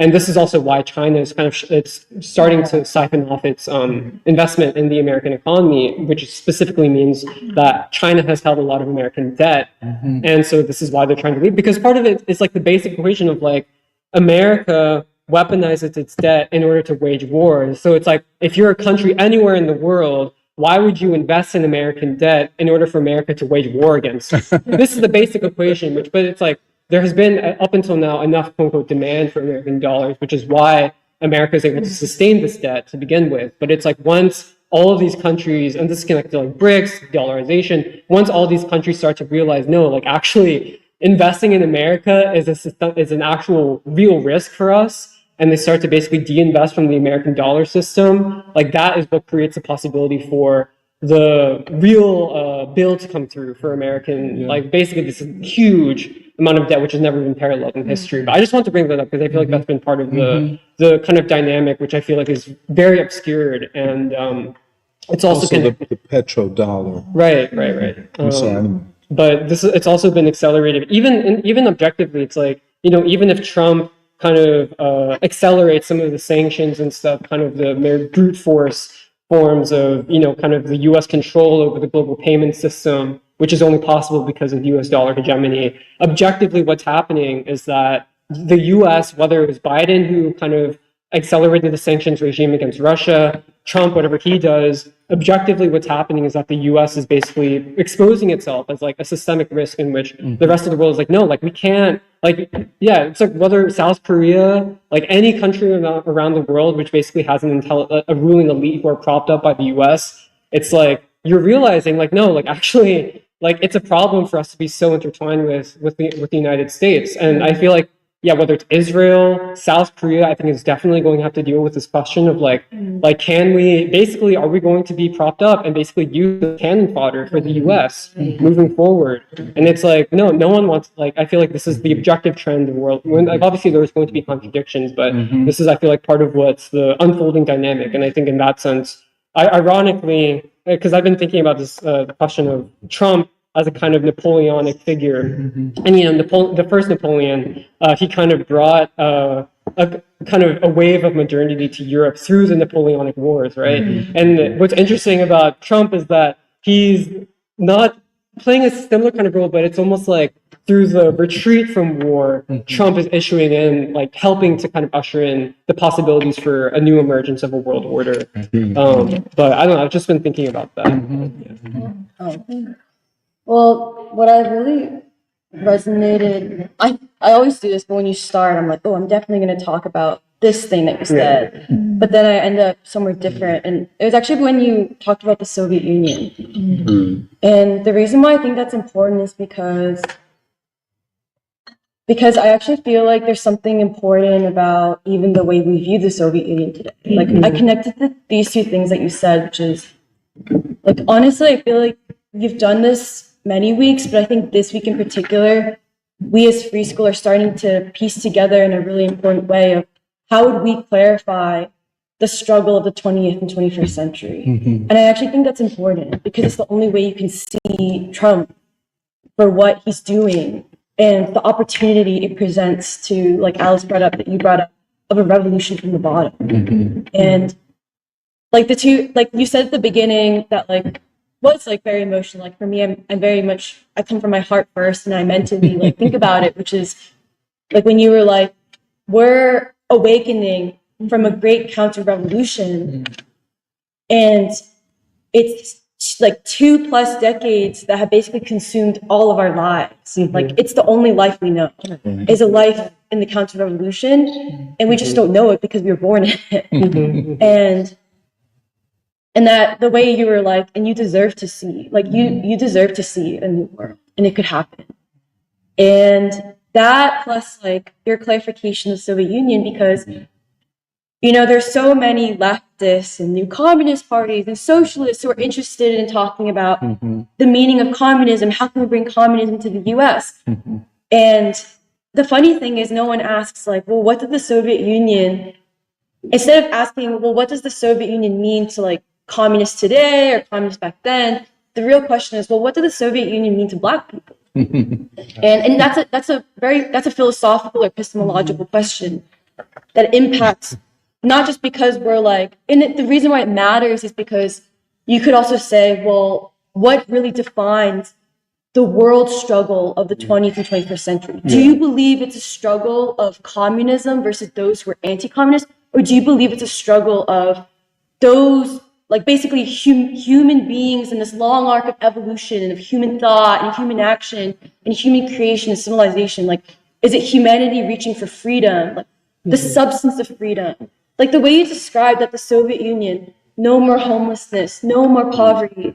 And it's the way Du Bois, even in that unpublished manuscript in Russian America, he says, he's like, honestly, if you're an American, but let's be more specific. If you're Black in America and you look at the Soviet Union, that is what we think. That is an experiment of democracy that we resonate with, and that all Americans should actually resonate with. And the reason why there's a Cold War is not because the American people are messed up, because the state is connected to empire. And like it kind of clarifies, like you said this, you're like, you can't think about like the government or the state without thinking about empire. They're connected. And which is also why I think a lot of people get confused with Trump, for example, where I think, how can you not kind of look at even that Trump-Zelensky meeting, like a lot of people are bringing up, and think like, this is the exact disruption of a certain order of the state of America that has, like you said, like completely has single-handedly has been committed to destabilizing Africa in particular, let alone Asia, but Africa in particular. And I don't know, it kind of just clarifies, like, to me, clarifies the struggle that began with like the anti-colonial movement and the civil rights movement and the way the Soviet Union is connected to that. And it helps clarify the side that the American people should be on. Like, it's a revolution that we have to pick up and that people are starting to pick up. Yeah, okay, the last thing I just want to say is, like, the way, I also like agree with Shimbarto. I actually think it was really important. It's important in this time when you're thinking about like intellectual, public thinkers, intellectuals, commentators, people are basically like giving you an assessment of what's going on in the world. You have like the Steve Bannons, the Scott Ritters, like I call them white people with flavor. Like I said, you got some flavor in there, a little crazy. I'm kind of into that sometimes. And then you have like the Jeffrey Sachs, you have the Chris Hedges in some ways, you have like Chomsky, you have Finkelstein, and you kind of just have to like, you do have to basically pit them against each other. And you have to ask yourself why. And actually, I think you described it really well when you said Du Bois said that John Brown's two symbols were the guillotine of the French Revolution and the Old Testament. Like, that's kind of deep, right? The guillotine of like retribution, like an instrument of retribution. That's right. Like revenge. And then the Old Testament, kind of like Also retribution. Great, yeah, thank you. And you connect that to connect that to not just Steve Bannon or Scott Ritter, but the people, basically all these white people, honestly poor white people, all across the United States who are listening, like you said, listening to them. And I see them all the time when like I have to like work with like very poor members of my union. Like, there's a strong sense of retribution, and it's not retribution towards people of color. Like, you know how like people say like, oh, white people are racist.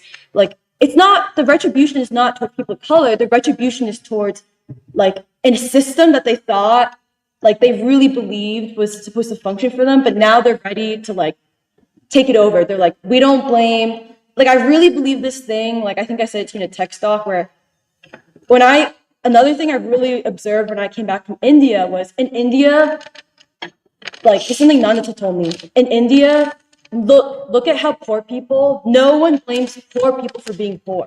They blame the state because they think the state should do something.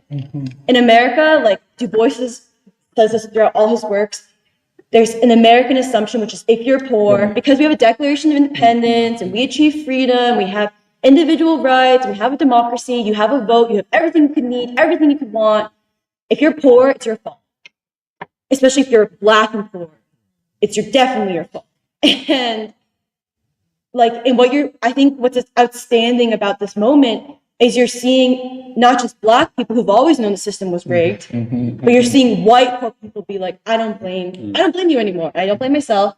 I blame that state. And that's why I voted for Trump. And like, if he's going to be the guillotine, like, we'll put him in. I just think this thing of clarifying not just the crisis in America, but how like, just like how I think in a lot of ways we're also clarifying, coming out of this counter-revolutionary period, we're clarifying like what actually defines the human struggle, the world struggle of the 20th, 21st century.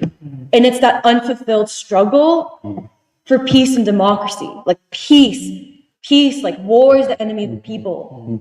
Like war is like the enemy of democracy. Like, you know, there's like this human experiment that hasn't been fulfilled, but like has like that we're kind of motioning towards. And it's pretty crazy that like, I mean, you see it even in the fact that who would think that the US and the UN, which was created by the US, which I learned from the Jeffrey Sachs lecture yesterday. Well, he wasn't right about that. Oh, okay, he was wrong. So, but the fact that the U.S., which basically has controlled the UN for Since the collapse of the since the Soviet collapse of the Soviet Union, is now like saying, F the UN, we're voting with Russia and China and Iran and North Korea and all these countries that we were committed to destabilizing for like 25 plus years.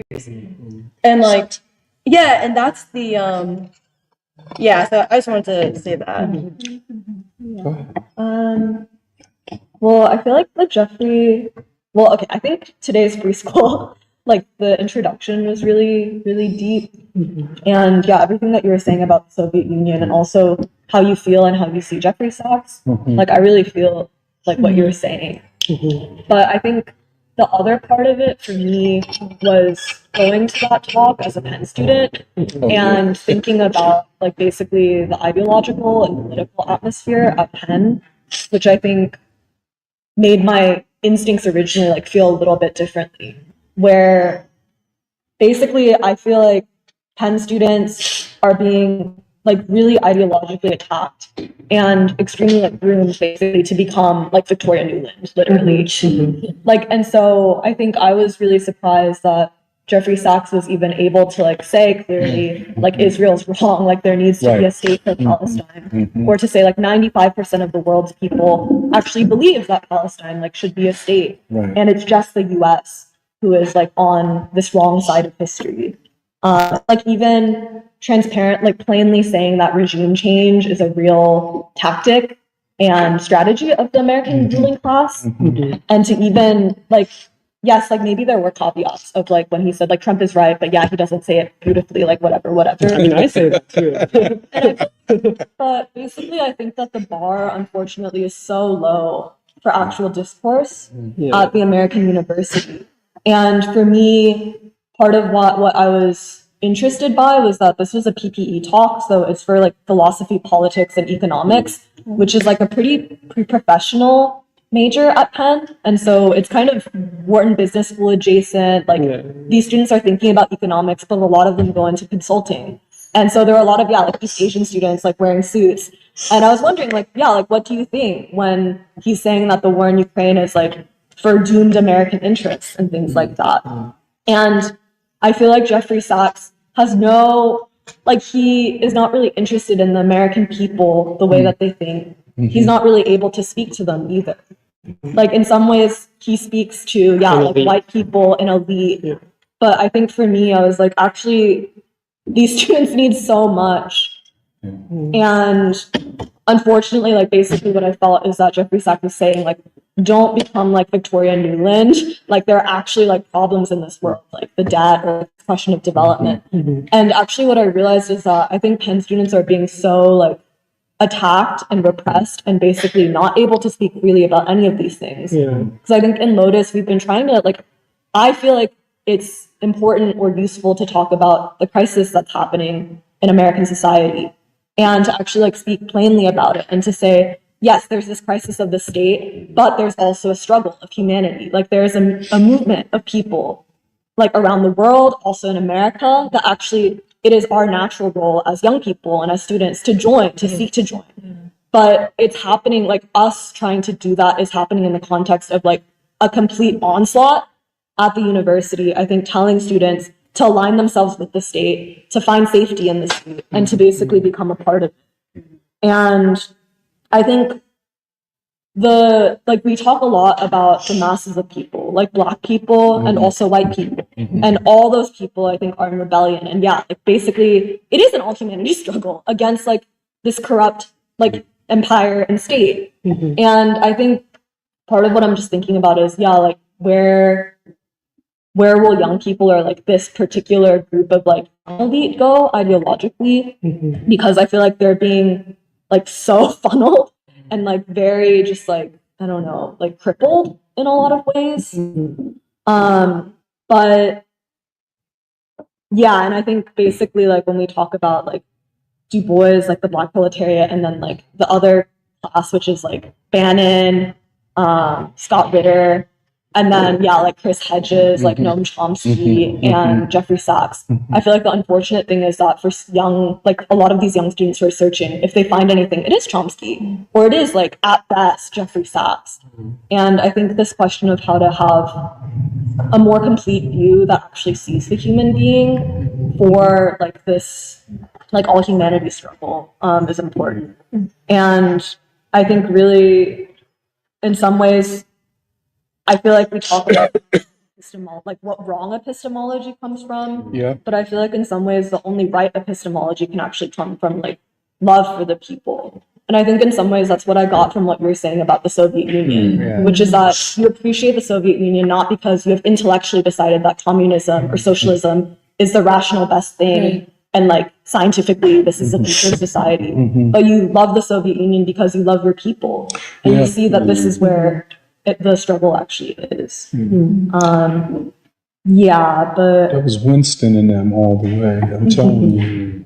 yeah, and then I think the last thing, all humanity struggle.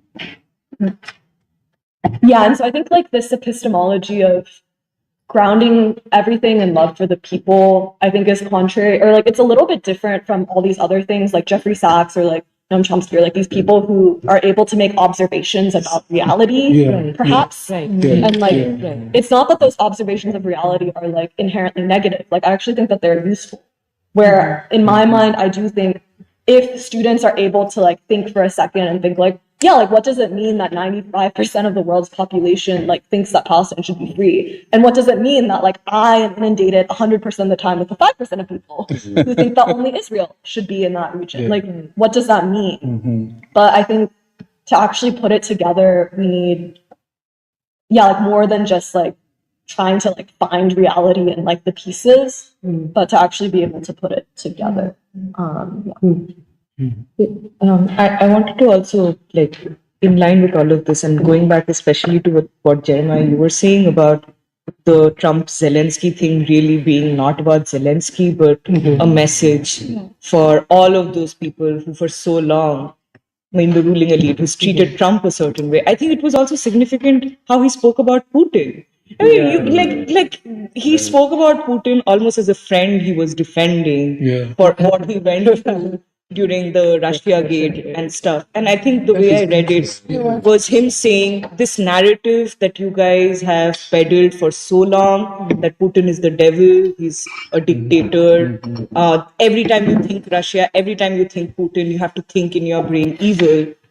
This narrative is donezo. We are done with this narrative. You know, that's what he was saying when he said, what did you expect? He had to go through all of that. And I'm not going to treat him that way, you know. And I do think it's more than just Zelensky. It's everybody. And Zelensky is really nobody. He's being made an example of. And I think that bit was clear for a very long time, that he's just, you know, the clown you put up but the other thing is, you know, going back to Jeffrey Sachs and this question of epistemology, what confused me was, you know, he recently had that speech at the EU Parliament, and he said there's something that, you know, I could dig, where what he was saying was the problem that has like, you know, plagued the American state for so long is that it has never seen any value in negotiating or in diplomacy or in even talking to the other side to try and understand how they think. Because what the American state does is it decides its strategy and it predicts the strategy of the opposite side, and that's all it needs. And it makes all decisions and takes all actions based on that without ever needing to talk. And I think maybe I was too optimistic, but what it suggested to me, without saying it, what he was saying was that this is a messed up epistemology or a messed up way to look at the world, where you have no value for how anybody else other than you can think about a certain situation or can respond to a certain situation, which might be different from how you would respond to something. But then when he called Trump an imperialist, at the end of that, I was a little confused because Sachs, because Trump and J.D. Vance, this is exactly what they're saying. They're saying we want to stop the war and we think diplomacy should be the way to go. We should talk to them. They have concerns. They are not evil and you're not good. They did what they did because they had concerns and they were threatened. So I was a little confused as to how Jeffrey Sachs can have theoretically this idea of, conversations and negotiations and diplomacy, but then not be able to identify it when it's staring you in the face. So that part confused me a little. Why And, did it confuse you? but I mean, what is the Okay. point of saying the other thing then? But isn't there an answer to it? Maybe. I mean, because he can't take a firm choice. He won't take a stand. I That's what I picked up in a lot of ways, but I'm sorry. No, I think now I'm suspecting that it's even worse than that. Is Okay. I don't know if he really means what he says about the other stuff, because how you've been talking about peace, you've been talking about, NATO and NATO expansion being, what has led to all of this for so long, and it's happening right in front of your eyes right now. If you really were in favor of a different way of looking at this, how would you not? Anyway, maybe it's not useful to go down this I road think of it's very speculation. useful for me. I don't know if he actually believes it, or if he's actually very different from the people that he's been criticizing. You weren't there, were you? No. Yeah, I think to see it helps to explain it. I think there's something in the seeing and the observation of him, of a broken, weak, and as Jerry said, trying to reconcile himself now to what he did. Yeah. Isn't that what you said, Jerry?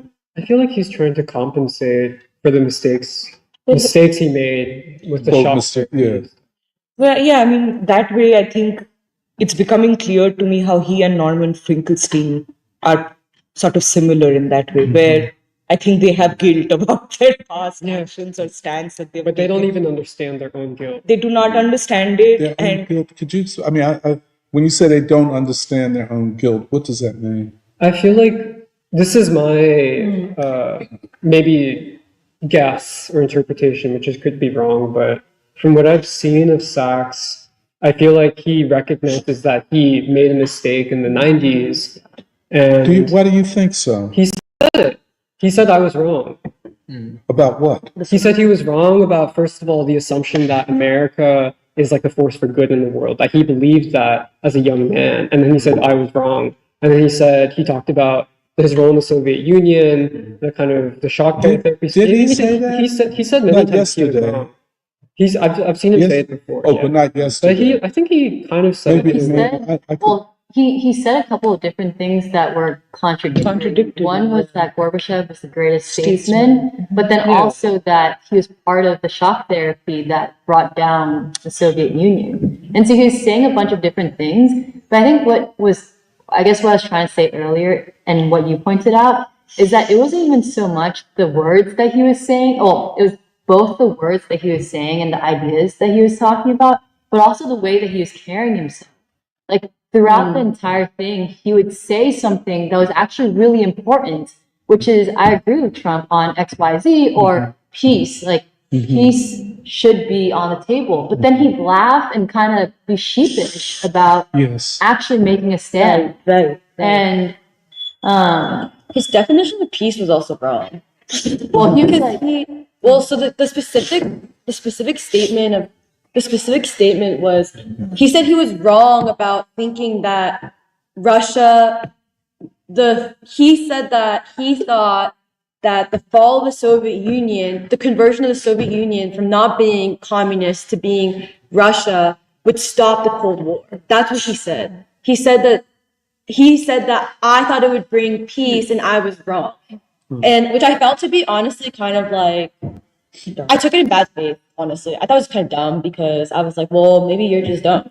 And like, maybe, and like, for me, I'm just like, what annoyed me the most is like, the reason why I also said like, what we're talking about, it is important to clarify what is the human struggle of the 20th and 21st century is because Sachs's whole point was he was trying to do the two things that free school does, except he does it like wrong. And I think it's also part of the problem is he's doing it for money because it's his job, and like it's not our job. We like actually care. But like he was basically like, he could not explain basically how we had ended up in this situation today. His only explanation was like, oh, the poor countries are no longer poor, just economic convergence. And so that's why there's a new world. A new world is being born because like poor countries are becoming less poor. So like they can compete with like Russia more now or whatever he said about it. Like I stopped taking notes. But then but the second thing is that's also why it's almost like to a certain extent he says certain things based on like his reasoning and logic and whatever that kind of makes sense with like, okay, Trump, what Trump did or with where the world's at and stuff. But ultimately, there's something ideologically and thus morally as well corrupted in his worldview of humanity. And it's the same flaw that also made him think that that peace means, the Soviet Union should just stop being the Soviet Union. Yes. Yeah, that will solve everything. Well, the Soviet Union should just stop being communist. It'll solve everything. Like, or for example, another example he gave was like Israel, like the solution to the Israel-Palestine war is the solution is just that like we all we need is just like he had like two solutions, binational state, and the second was Two states. or two states. He was like, all we have to do is just like, make a clean boundary and stick by it. It's like a complete ignorance of like human like striving basically. Or ignorance or he's so morally compromised.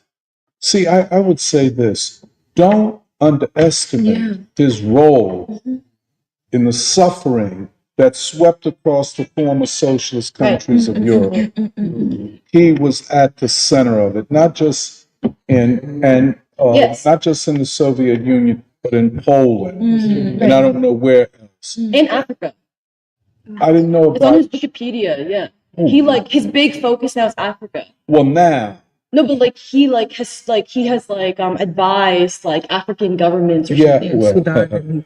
And his whole thing is he's like, oh, poor governance comes from poverty. Poor governance is because there's poverty. So all we have to do is like economically solve things. Can I just juxtapose? Like, I'm on a Trump train right now. Say that again. I'm on the Trump train right now. But like something like the lecture that we had gone to at Sachs was such a turnoff because of how he was, like his moral convictions and how he couldn't take a side.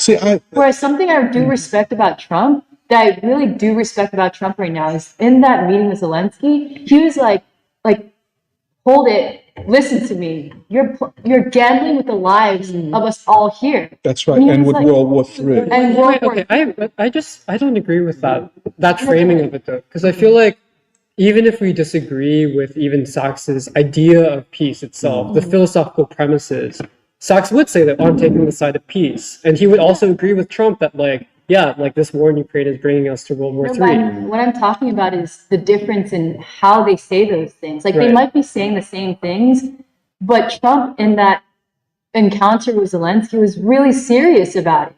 Whereas when we were listening to Sachs talk, he was kind of sheepish about putting it forward.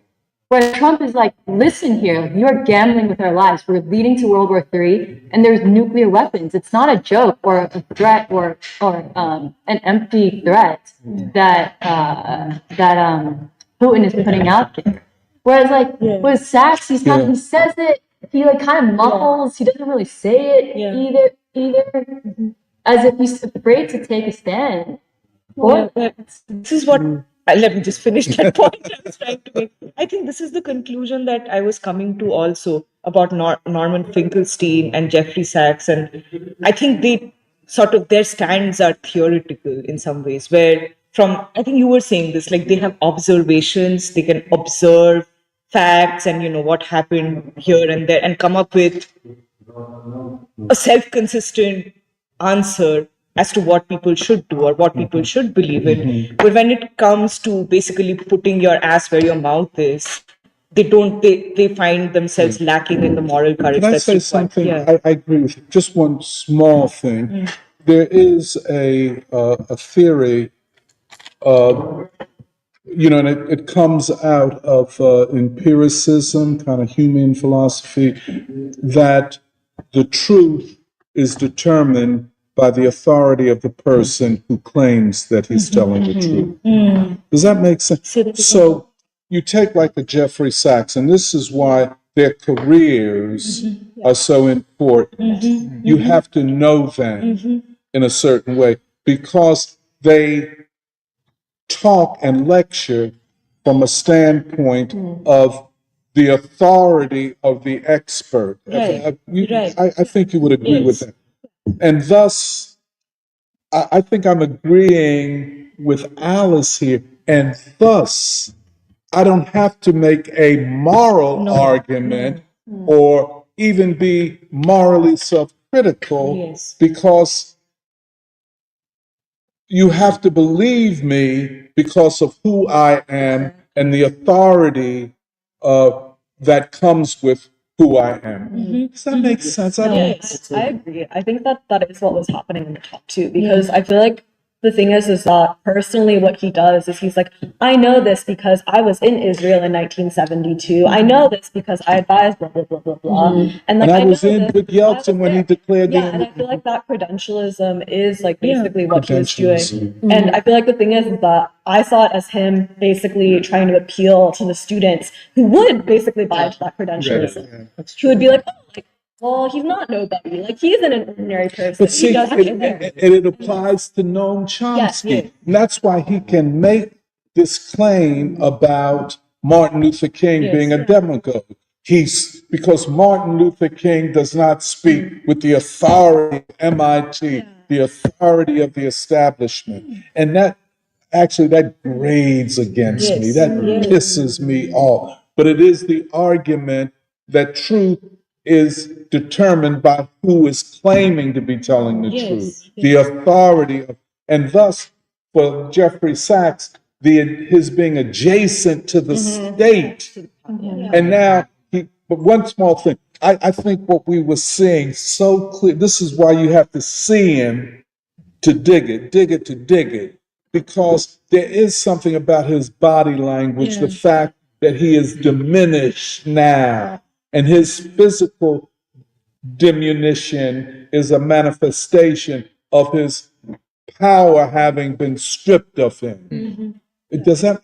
No, I think so. Because the other thing is that when he was sort of laughing off things that were not really appropriate to laugh about, I feel like basically I see it as he spent so much time, at Columbia, like at these Ivy League universities.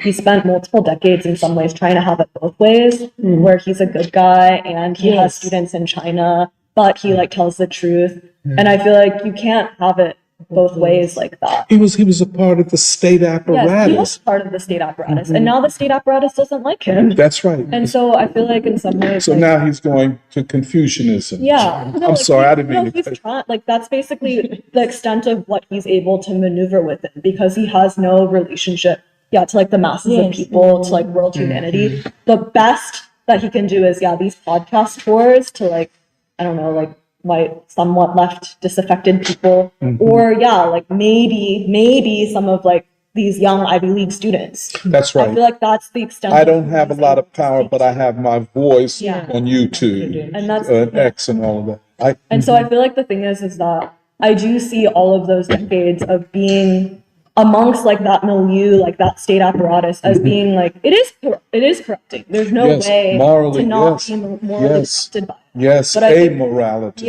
But I think the really like damning and like scary thing for me is that for those students who are also there, who have only maybe been there for like 3 or 4 or 5 years, that also has a corrupting like influence on them ideologically. Like even this thing of like respecting credentialism or like the empiricism and not having like a moral center or like an epistemology that sees the people. And I feel like that's the really big problem that I'm like just. Well, I guess like, it's maybe this is a cynical way to think about it, but I wouldn't expect that kind of an education to come within the framework of the elite university at all to begin with. I think that is why we do free school. That's why we do science conferences and so on and so forth. And yes, I think I agree with you. Jeffrey Sachs and these people, they will always find a place in those settings, because then they can just listen to the sound of their own voice. And honestly, I think till yesterday I was confused about it, but today's conversation really clarified something about Jeffrey Sachs for me, because it is confusing when people say the right thing. Sometimes Yes. it's confusing because you're like, oh, are you like, okay, how do I take you now, you know? But ultimately it really becomes a question of, you know, what is your moral center, and can you really like stand for Okay, can I ask though? Because I feel like part of what I'm struggling with is that, so okay, like Du Bois in one of his books, he kind of talks about his logic for like why should people unite around peace, and what does it mean to unite around peace? Where he basically says, he kind of talks to a kind of like a hypothetical thing where he's like, suppose I believe deeply and fervently in proposition A, and so I ask support for that belief from Mr. X, and Mr. X comes forward and he offers me his support, and I accept gladly. I accept because I believe in proposition A, and so does X. But he believes in also many of things which I do not. So too, I believe in many matters in which he does not. But so long as his other beliefs permit him to support my proposition A, I welcome his support. If support of my proposition A interferes with his other beliefs, he need not offer his support. But he does offer it, and I accept gladly. But some men apparently demand complete unity of belief and object as a prerequisite to any cooperation at all. And this attitude towards democracy stops progress. And so he's also saying this because he's explaining why he's grateful for like basically communist socialists who supported him and his and Du Bois's battle against the deep state, and also even liberals and conservatives who supported him. So part of what I'm struggling with is like I'm trying to find out, okay, like what is the place for principled critique if we're also interested in the I question thought about this all night. if we're interested in the You- question of actual peace movement, and would a Jeffrey Sachs have a place when we in? end up on the same side, in which let we us end up say, on of war with Iran. So I think that's part of what I'm struggling with, which is I'm not exactly like it's a.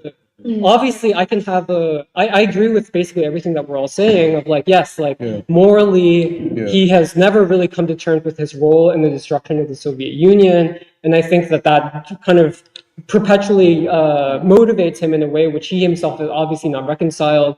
Obviously, he's also emerging from a place within the US ruling elite, and he feels kind of jilted because they've rejected him. But if the goal is peace, like, obviously, there should always be a place for principled critique and dialogue, but this is part of what I'm struggling with. That's right. No. Can I just, and we all must struggle with that, just in the way you put it. And your talking to me last night caused me to think about this when I woke up at 4:30 this morning. Oh, no, sorry. But it's no. It's very true. It's what Kant tries to deal with in his critique of practical reason.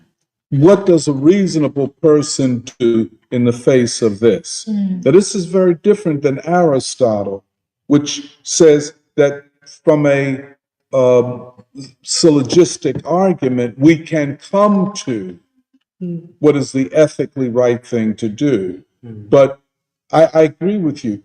These, and Du Bois, in fact, that these are problems.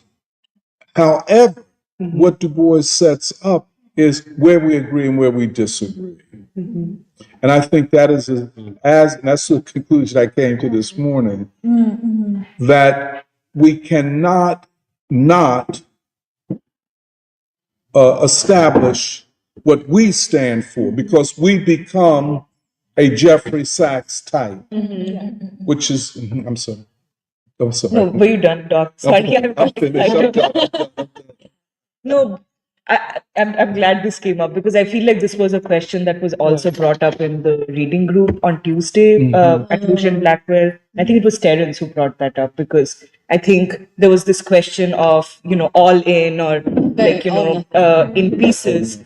And honestly, even though I have an instinctive answer to that, I don't know how to explain. I didn't know in the moment how to concretely answer that question. But in having thought about it, I think it is really based on like the reason why I think I feel comfortable in criticizing Sachs, even though some of the conclusions that he reaches about Ukraine, about NATO, all of these are what I would agree with, is really like I think how you act or how you sorry, I'm getting a little bit, but in this moment, I think it is important to identify who and which people are going to set the ideological landscape going forward, And Jeffrey Sachs, Norman Finkelstein, Noam Chomsky, all these people, they are up there as contenders for whose thoughts about this moment and the future can really solidify how this moment is read. This is also why we read those New York Times op-eds so religiously, even when we don't agree with a lot of it, is because we're trying to see how thought is going to move in this moment. And I think it's important to have an assessment based on criterias that are moral and connected with the revolutionary task for this time, as opposed to just I think this came up sometime in the past also, weighing things and saying, oh, on the balance, this is good, so we can go along with it. Or on the balance, this is bad, so we can go along with it. I think the criteria has to be less, I guess, I don't know, rational or scientific, but more about what do you really stand for in this moment and how are you reading the moment. And I think this is why, compared to Sachs, I actually find Scott Ritter, who I've never really been able to get down with, but he's very intense, but actually tend to give him more of the benefit of the doubt when he's reading the moment, because I don't know, there is just some cowardice on the part of somebody like Sachs, because if you are really talking about a change in America's worldview, when you look at the world and you try and strategize what Russia will do, China will do, and you then don't see what Trump is doing is exactly that, that makes me suspicious. Then I don't know what you're talking about. Can I just say a small thing? You see, where we are today in the world is in some ways a consequence of his actions. He was not. And then he's like, that's what we need is morality and ethics and a kumbaya moment. Remember that? Not a great anti-war, cut military budgets, denuclearization. No, none of that. That's what basically disqualifies. I'm sorry. I feel like what fundamentally disqualifies Jeffrey Sachs as the thinker, like a really important, like central voice of reason for these times, is that he doesn't recognize, people's movement. And I feel like that's like the fundamental thing, the revolution from below versus just like. But Nori, what about this? A movement of world thought. yes. Is Du Bois the origins of a great movement of world thought after the end of chattel slavery? And these are great questions, and you can't be a punk in these matters at this time. And frankly, I think we get a better hearing with a Steve Bannon or Scott Ritter than we would. I'm talking about we here than we would. No, I think so, because, one of the things that Scott Ritter says about, he thinks whatever Trump is doing is a revolution. Yes. And I don't know if we would go as far as that, because a lot seems still unclear, but it definitely seems moving towards a new stage of, even American statehood, but American history to begin with. But I think the thing that he said about some of these things, like the undoing of US aid and so on and so forth, being almost a permanent thing that Trump has been able to do. I don't know how I feel about it. And I was thinking it would be I don't know what other people think about it, because I don't think it would be useful to underestimate the ruling class. No. And think that, just because these things have been started or these attacks have been mounted, it can really be the permanent stage of how American politics is conducted from now on. But this is why the question of the people's movement and what you were saying about a social revolution, a revolution from the bottom, becomes that much necessary. And that is why we talk about epistemology, because I think somewhere in all of what we are trying to say, we are making the claim that bottom-up movement, which can really sustain some of these changes and make it a part of the character of American politics going forward, will come from the people once a certain, it requires a certain change in the way we see the world, the way we assess this moment, the epistemology, and so on and so forth. So I think this is why I think the criticisms of people, even when they say mostly good things, becomes important. But I guess what I'm trying to ask is, let's say we put the question on the table. we are in favor. I'm sorry, this is going to sound like very formulaic, and I'm not trying to sound formulaic, but like, okay, we're in favor of preventing World War III. Jeffrey Sachs also in favor of preventing World War III. Is that an important enough thing where not that you disregard everything that we're saying, but that's an important enough imperative in which, like, not that, yeah, again, you avoid criticizing, but does that put us, quote unquote, on the same side? Or does his, like what we're saying, like, does his actual history and record of, yeah, like dismantling the Soviet Union, being part of this great counter-revolution, does that basically disqualify him? Well, I don't think at that point it's not really so much about Jeffrey Sachs himself, but I feel like basically it's about the people. Like, my question is, I think peace and preventing World War III is like the fundamental, like, important enough. But I think my question is, are there more people who listen to Jeffrey Sachs and wholeheartedly take his epistemology, which is a problem? Or are there more people who take Jeffrey Sachs and say, like, oh, this like thing about the Ukraine thing, like, actually is kind of important? Or like, oh, like, this made me shift my thinking to be a little bit more open towards Trump, but I'm not epistemologically wedded to Jeffrey Sachs forever. If anything, I have one piece, and coming to something like free school or listening to like somebody else would actually get me closer to full epistemology of like seeing the people's movement or like a bottom-up revolution. Because I feel like I feel very clear about my how my criticism of Jeffrey Sachs' epistemology. But in the end, I don't really care about like just Jeffrey Sachs, besides like his actual like crimes against humanity with the Soviet Union. But yeah, because I think you're clarifying. I just want to make something more explicit, which is I think your question is also different than like. I think your question is also different than also the question that Free School would be discussing about Sachs, because yeah, basically your question has reached a place where there is a movement and stuff, and like, great, anyone, Sachs, or honestly anyone, if you say you support like stopping war, that's great. Yeah, like, you're part of the movement, right? Like an equivalent, let's say, would be the civil rights movement. All these pastors from churches support the Civil Rights Act, but then when it comes to the Vietnam War and they leave, okay, you left, but like you never determined the movement. Like your church, right? Like it's, and I think that's kind of because the reason why I think it is important to like something that got clarified when like we were discussing now was I actually think I would assert that Jeffrey Sachs's view of the Trump administration now, like that the point that we do agree, right, where he's like, I'm like, it is good for the Ukrainian people, it is good for peace, for us to end the Russia-Ukraine war, like for Zelensky to be shut down. Like, we agree with that, right? We even agree with his calling of the Maidan coup a coup. But his view, the end result of him saying something that we agree with, how he got there, I think is the same worldview that got him to a point where he believed the USSR should be unsovietized. Yeah. Because should be brought down. Should be brought down. So like, because the way I would describe it is, Sachs I completely agree with what you said about epistemology, and like I think Doc, you had said this, which is you have to realize that people come in, even if they say something you agree with them, you have to always know from what epistemology and agenda they're coming from. And the reason why it matters is that, let's say there's a movement, and he's like, there's a world movement against war, and he's like, yeah, I'm anti. Great, you're in the movement, we're in the movement, we agree. But the reason why you have to identify what epistemology they're coming from is that moving forward, when there will be more challenges that the movement must face, Sachs will not be the authority, because his epistemology is not going to bring the people forward.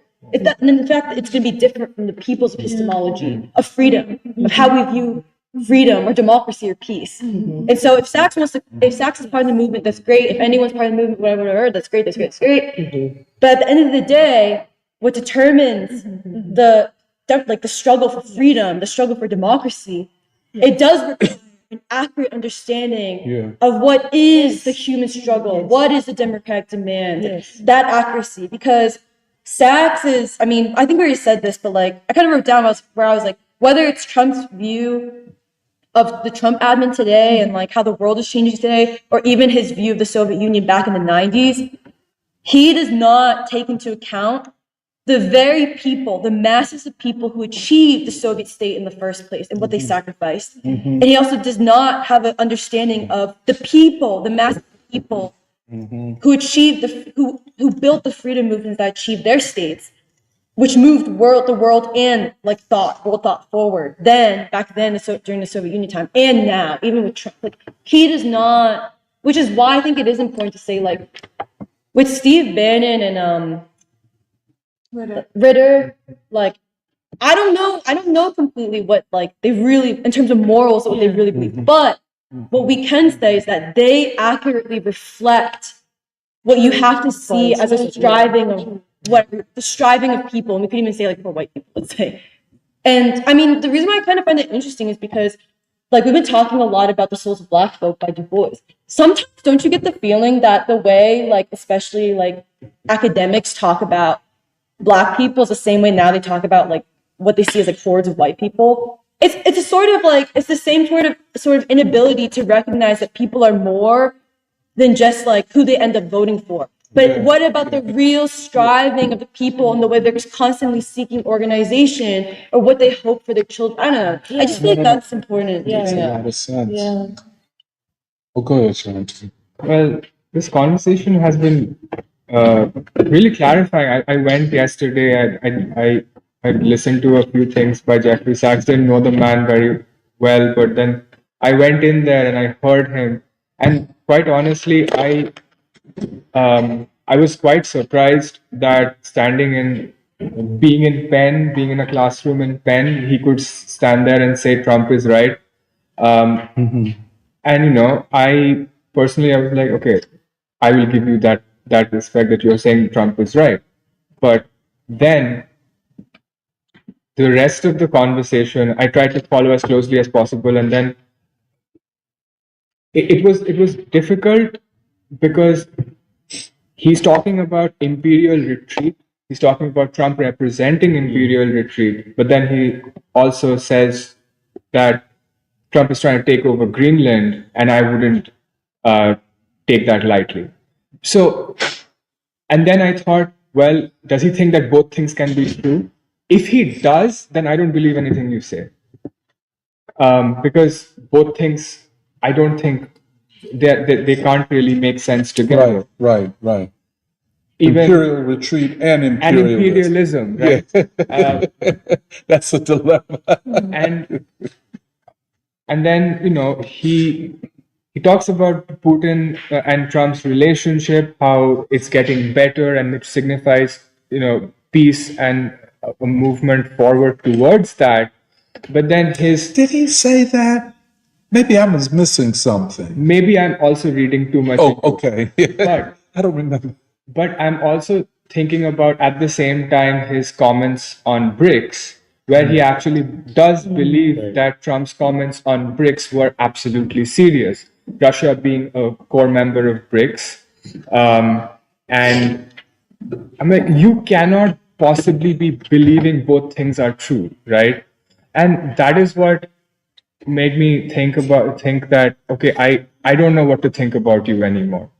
And I feel like, you know, Jeffrey Sachs and people like Norman Finkelstein, who talks about Noam Chomsky as wanting facts, like everything has to be factual, everything has to come from like established, you know, papers. That's why Norman Finkelstein talks so much about everything that he's ever written in his life, or all the historical record that he's been through.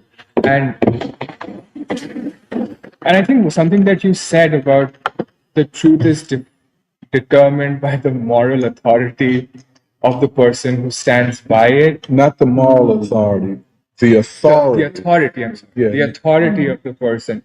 I was like, that makes a lot of sense. I think that he speaks from that. That's right. He speaks from that. I think all of these people, including Chris Hedges and everybody, they're like, factually, it makes sense that the movement has to come from top, because that's where all the power is, and that is also, you know, a representation of how little they think of um, a people's movement and what it can achieve. I was really struck, and because Jeffrey Sachs' lecture, it was called "Causes of War and Solutions for Peace." I think he gave a lot of causes of war because they are quote factual, but he didn't give a lot of solutions for peace because he can't get that out of facts. It also almost felt it felt a little hollow when he was saying that, oh, peace, yeah, easy, It's very simplistic. very very simplistic. Yeah. And I don't know how much that was influenced by where he was standing, talking to what kind of audience. But I also felt that when he was trying to say the US is now, I think he, remind me if I'm wrong, he did say that the US sort of hegemonic world order is finished. Yeah. Yeah. And so he says something like that, but I still feel like he has some sort of relationship to that hegemonic world order. And then he's now, see why he likes Trump. And there are a lot of people of his ilk that like Trump because Trump is taking care of the system that they feel is an existential threat. And I don't find that wrong. I mean, Yeah. but yeah. Yeah, I think just one last thing I wanted to say is I think when you talked about the cost of American empire, I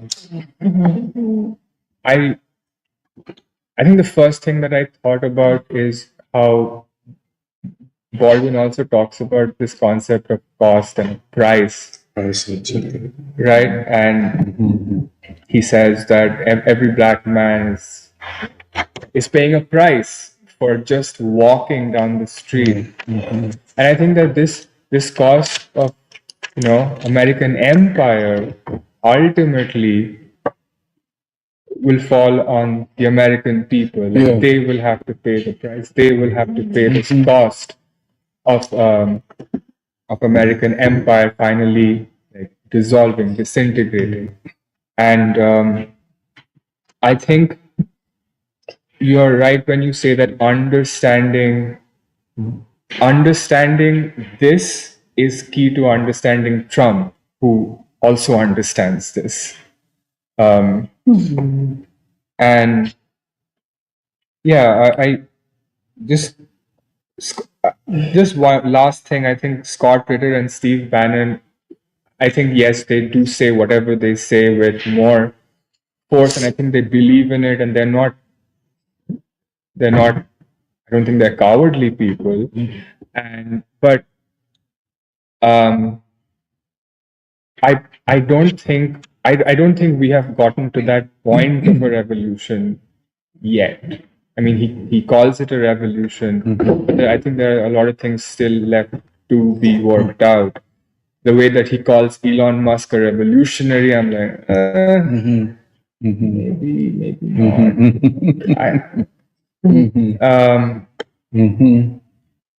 But yeah, this is a truly era-defining moment.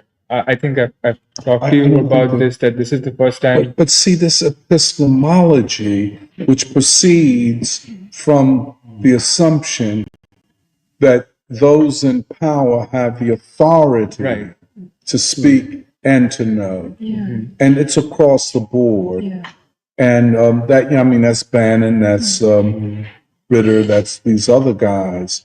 But it is because, this is what Jerry said. Well, how can this guy talk for 2 hours about American history in the 20th century and not even act like black people exist?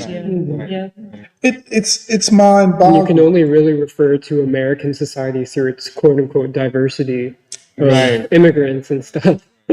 And so, but they don't count, and that's Chomsky. Yeah. I'm just tired of these black demagogues. I mean, really, that's what he was saying. I'm tired of them, and I only address them because people listen to them. But if I had my druthers, I wouldn't pay them any attention. They don't deserve being paid attention to. They don't deserve being listened to because they're demagogues. Well, I mean, I think I wanted to go back to the question that you had asked too, because About that? Jeremiah had asked, which is like, what is the basis of unity? Because I have been reflecting on this question, and I think for someone like Jeffrey Sachs, he does have an audience of people who listen to him and could potentially be politicized because of what he's saying or have an alternative view, whether it's like individuals, like these students at Penn who, only get the Zionist propaganda and never hear about the actual or the truth of matters. But given someone that does have such a public standing, or however limited it might be now, or whatever, is that shouldn't the people also demand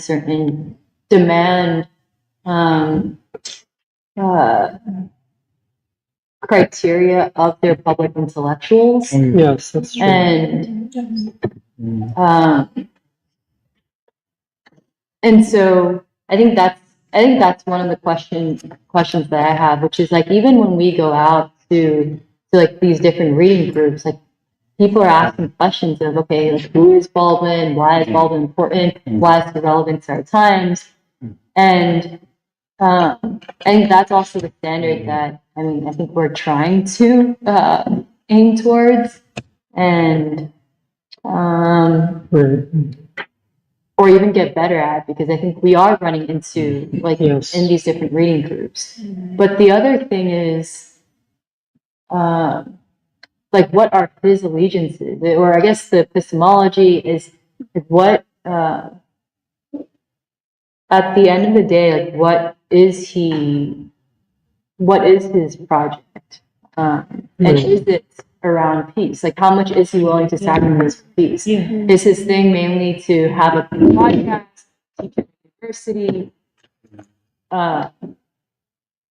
and still keep his cards, as I guess as Trump says, but still all the while still trying to keep his cards? Or is it actually, at the end of the day, is he willing to sacrifice for what he says is the truth? And actually, what I did appreciate about him is when he took down kind of Bernie Sanders, because the same people who would listen to him are probably the same people that might also listen to Bernie. Took down Bernie Sanders? Kind of. He was like, well, he advised Bernie in 2 of his campaigns, but then now he's like, yeah, I completely disagree with Bernie. Because, this is part of what I was, like Bernie is one of those people who is effectively cheering on World War III. And standing behind Ukraine, because that was the specific thing that Sachs had said, which is like, Bernie is like, I'm full on support of Ukraine. And so that's an unanswered. Well, I feel like what you're saying, I think part of it is that if Jeffrey Sachs has a project, one of it is like he wants to be listened to. He's kind of actually like when he talks about all the places he's been to in the world, it's kind of like reminds me of like Forrest Gump or something. Like, how did he just like magically happen to be in all these places where he's advising all these leaders and all that stuff? And it is very suspect in that. When I was in Russia, I was the janitor. Right. But I feel like if there's a basic project, it's that he wants there to be more rational leadership. He wants to preserve the status quo, but he just wants the elites to behave more rationally. And in that sense, like, if it actually came down to it, I don't think he is not someone who would be really interested in a revolution and revolutionary change. And I think that's something we all kind of basically feel. But I feel like also to your point of what you're saying, it's like the people themselves should demand more. And I think because this is the kind of a criticism that sometimes like I feel like I get, or like comes up in the reading groups, where it's like, oh, like you guys are being ideological purists of like, you guys think like everything should be your way, and why aren't you satisfied with these people? And it's like, well, like I'm not imposing my view onto anyone else, but it's like, shouldn't we as people demand more, not just of our leaders, but even demand more of ourselves in trying to actually like try to answer the questions which are not really being answered by Jeffrey Sachs. And I feel like this also gets to the question of like cost, which Shantanu brought up again, which is, it seems like the basic, this may be oversimplifying things, but it seems like the basic equation of like why revolutionary change is that the American people should be willing, basically will have to reach a point in which they recognize we are willing to pay a certain cost to avert a far greater cost, which is essentially the actual destruction of society and the possibility of world war, all of those things. And it's like, the cost which we must be willing to pay is actual sacrificing for struggle. Yeah. But it's in order to avoid a far greater cost, which is coming down the road, whether you like it or not, which is basically inevitable. Yeah. But I just wanted to bring that up because like I do think it's part of its like questions which I feel like come up very naturally in terms of like. See, this is what you get with John Mearsheimer, that international relations are a transactional relations. And I think Sachs tried, I don't know, wasn't a very strong critique of Mearsheimer, Yeah. but this idea, well, you see, because Trump ends with Confucianist ethics. Sachs. I'm sorry, Sachs, I'm sorry.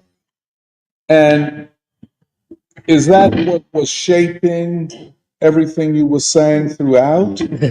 So you want to move away from a transactional, or do you?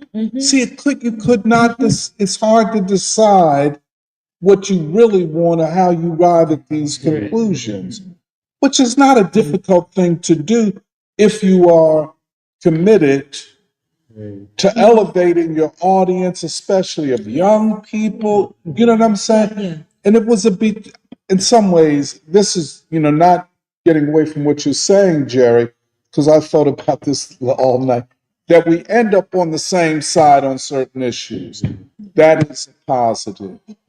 But, you got us here with your thing. But I'm sorry. Yeah, because I think the question is for how long and why, like for what ends. Because I don't know, I was thinking about, I think it's a Kim Il-sung speech, but basically he was saying that peace is like the objective basis for unity, and that when like we welcome everybody into that struggle for peace. But then, I think the question is like, democracy is not just like the net sum of like what everybody agrees on. There actually has to be a struggle to take it forward. And I feel like the question is, what will actually the limits of like human capacity be, and when will they be reached? And I feel like the thing is that for Jeffrey Sachs, the limits of his capacity will be reached probably earlier It's probably than the already American reached people. Like those are his limits. And I feel like this question of like, what are you willing to sacrifice? How far are you willing to go? Like, what do you really, really mean by peace? Like, those are questions that have to be answered, like basically in the struggle of like the whole people. And it's not for like one to impose like what they just think is right onto everybody else. That's but right. I think like our assessment is basically that the American people will go further and want to go further and need to go further than what Sachs is saying. And then we get to this point. I think, I find it difficult sometimes, Sachs is better than Chris Hedges. Definitely. Yes. You know what I'm saying? And John Mearsheimer. I think I think he's better than John Mearsheimer. Probably because I think he's still. I still think that John Mearsheimer's view about Asia, China, is pretty is reminiscent of the neocons in. I think so, especially on China. Yeah. But I think I think what we were talking about just now reminded me that the reason why I brought up Baldwin and him talking about the black man having paid a price is that I think that it goes back to our conversation about how we really need to learn from black people. I think that we are at a position, we're at a point in history where, as Jerry was saying, a cost has to be paid to avoid a further cost. And it is only black people in this country who've actually paid a price, who've actually given this very human cost to be in this country, Yeah. and they are Yeah. sort of, they have to be lifted up and learned from, in a way. That's how the rest of the American public will be able to get on the same page and unite along these lines of peace. I wanted to say something. When you were talking, Jeremiah, when you were talking cost and benefit, I was thinking about moral principle where the consequences matter. You know, and you often do have to pay a price if the consequences are what's important. And you were talking about, I think you said that I'm listening to what you guys are saying about Jeffrey Sachs. I don't know much about him. He wants peace and Trump wants peace, but the epistemology, they have different epistemology. And what's important is the consequences, you know, the end. What's important is that end being that they want peace. And so the question is, how much does the epistemology matter? In other words, how much does the epistemology matter if you want that peace? You know, how much does that matter to you? And because I'm thinking, for example, I'll give you an example. Trump, when he was negotiating with Zelensky, Trump said, you know, you have to, we have the cards. Do you want peace now? And Zelensky was concerned about losing that land. In other words, they have to make a sacrifice if they want peace. There's a cost.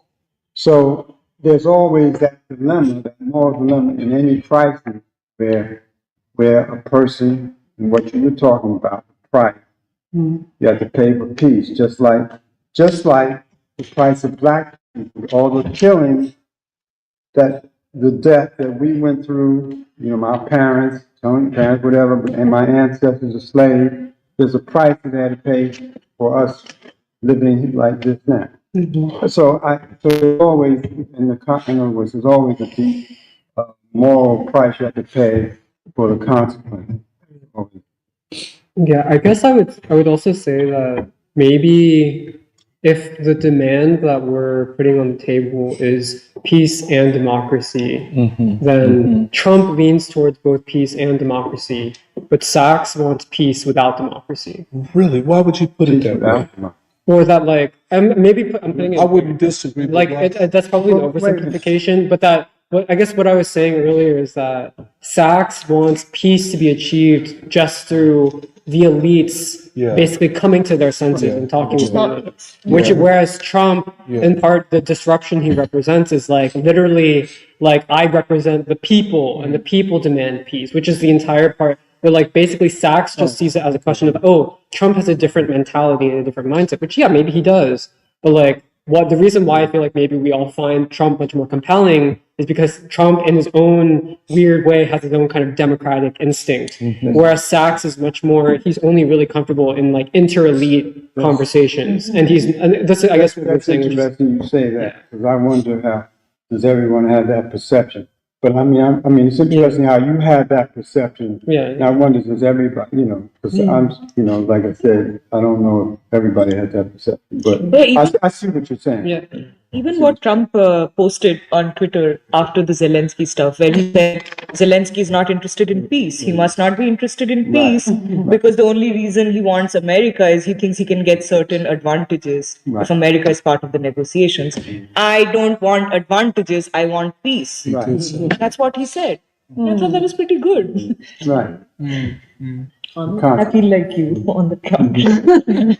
It was ironic.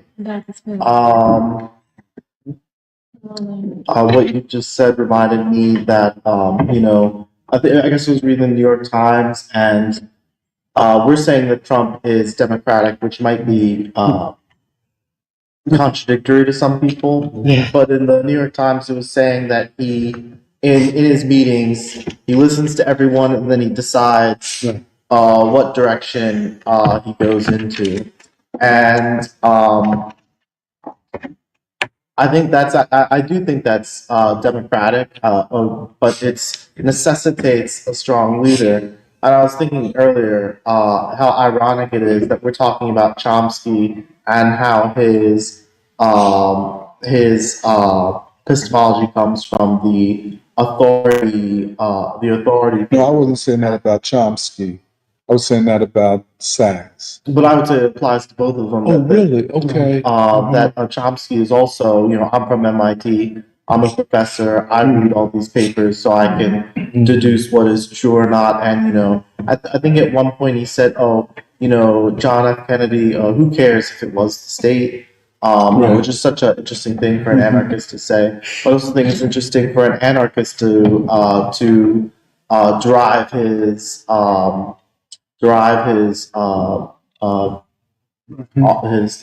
from authority in that way.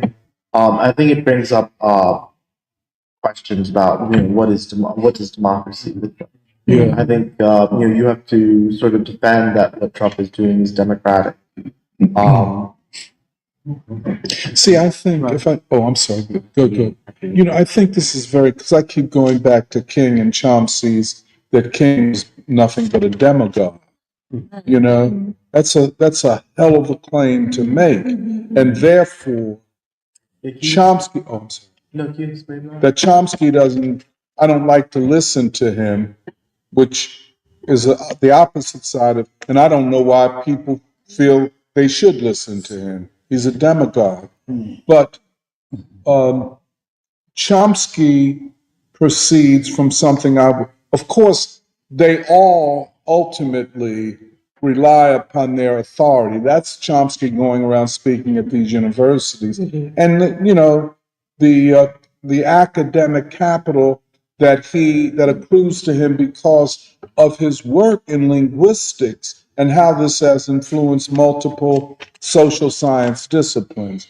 That's a lot of academic authority, not moral authority. So then he makes arguments based upon his summation or summary of what he considers the best research in the field, be it nuclear weapons, be it Nicaragua, be it Russia, be it whatever, and you listen to his way of going about things.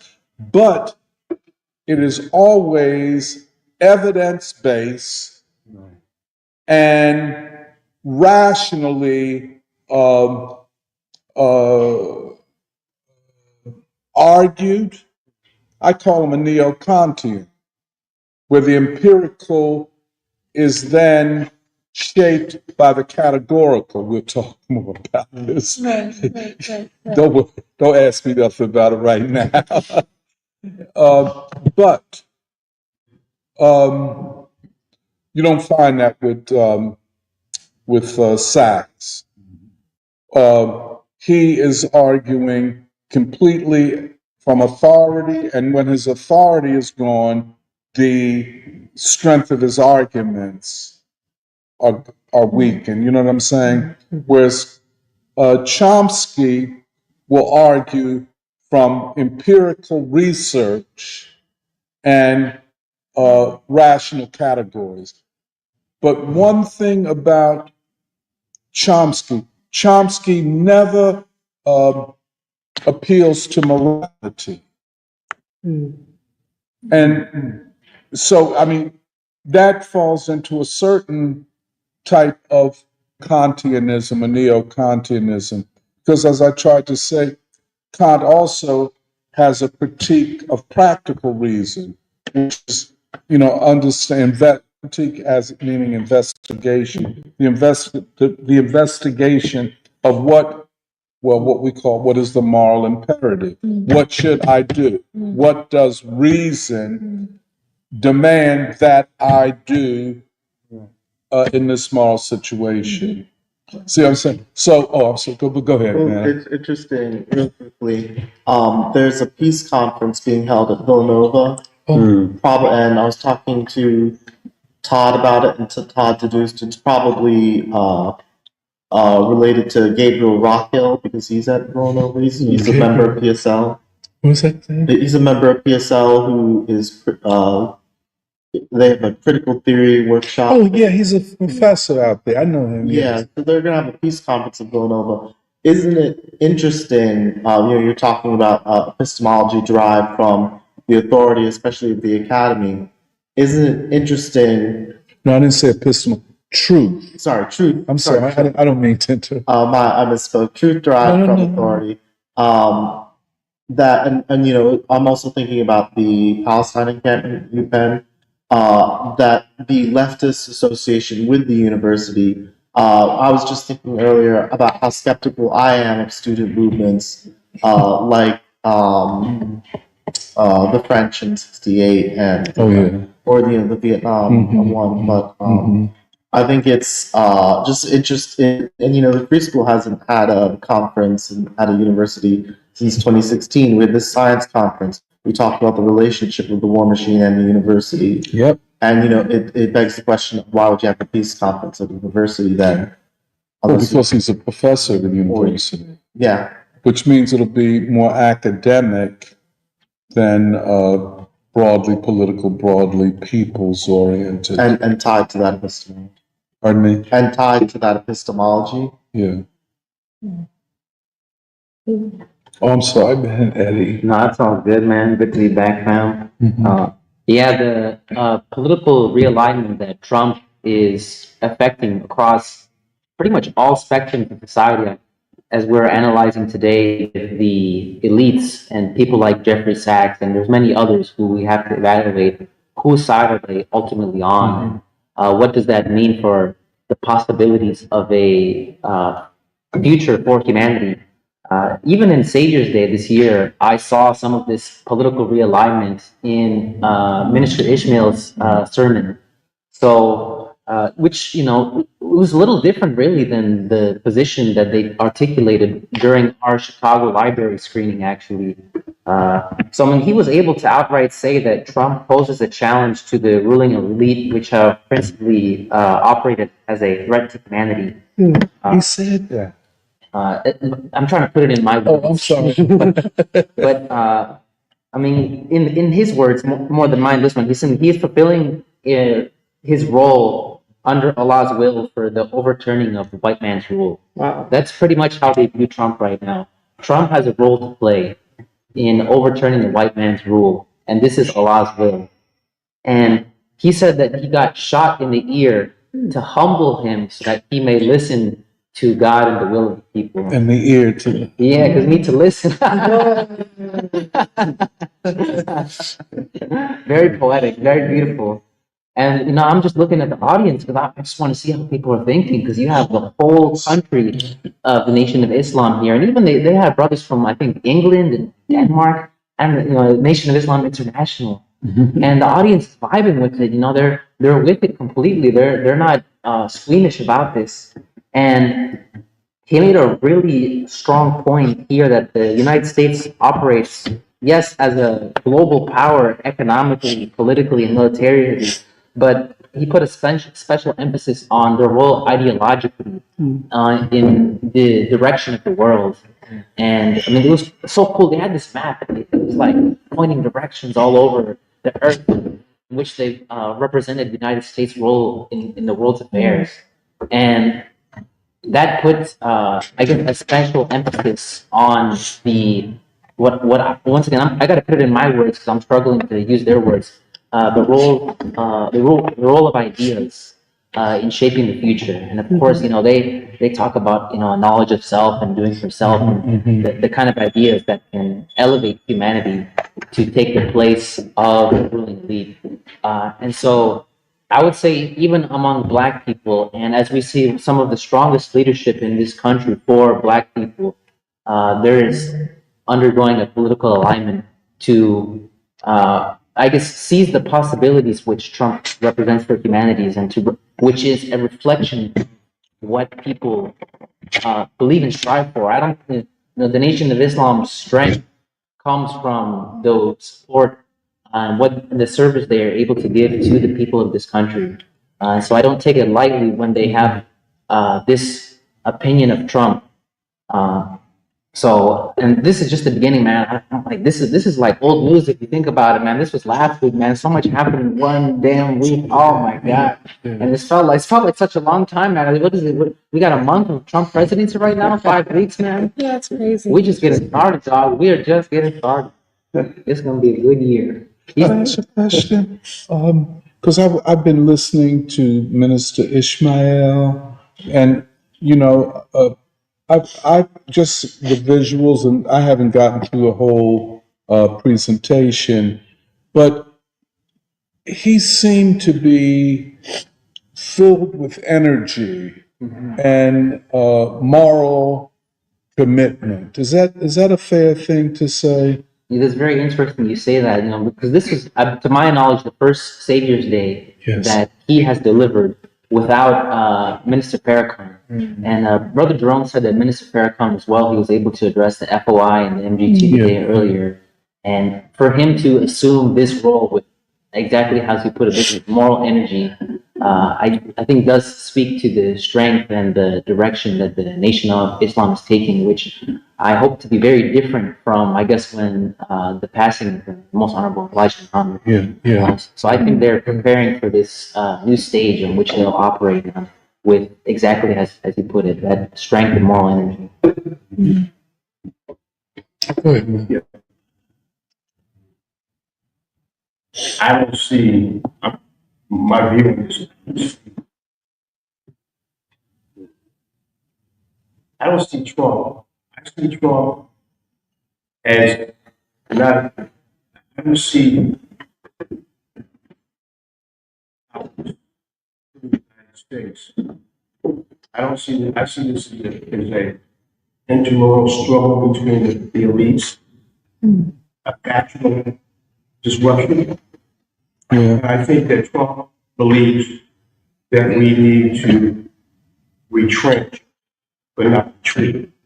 Say that one more time, I Joe. believe that Trump believes in retrenchment, but not retreat. In terms of global white supremacy. Because sometimes in war, you have to retreat, you have to retrench. And that's different than retreatment. They look the same, but the purpose is not the same. And the reason I say that is because Trump has encircled himself with the PayPal bros. They call it PayPal bros.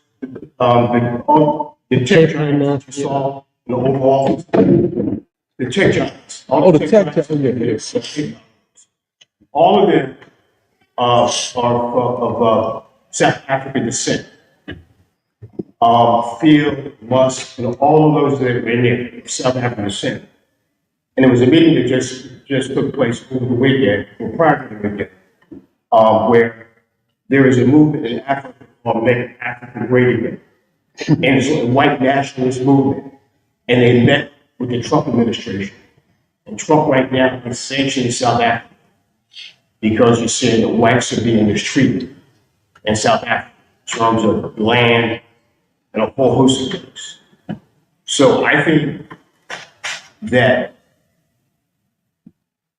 Trump realizes, and I think they realize that they have to curtail, somewhat limit the relationship between Russia and China, because that relationship is one that can change the 21st century. That's why I see this approach toward Russia. Say that again. This whole approach to Russia, pulling Russia out of the Chinese camp. Because Russia is in two worlds. It's both east and west.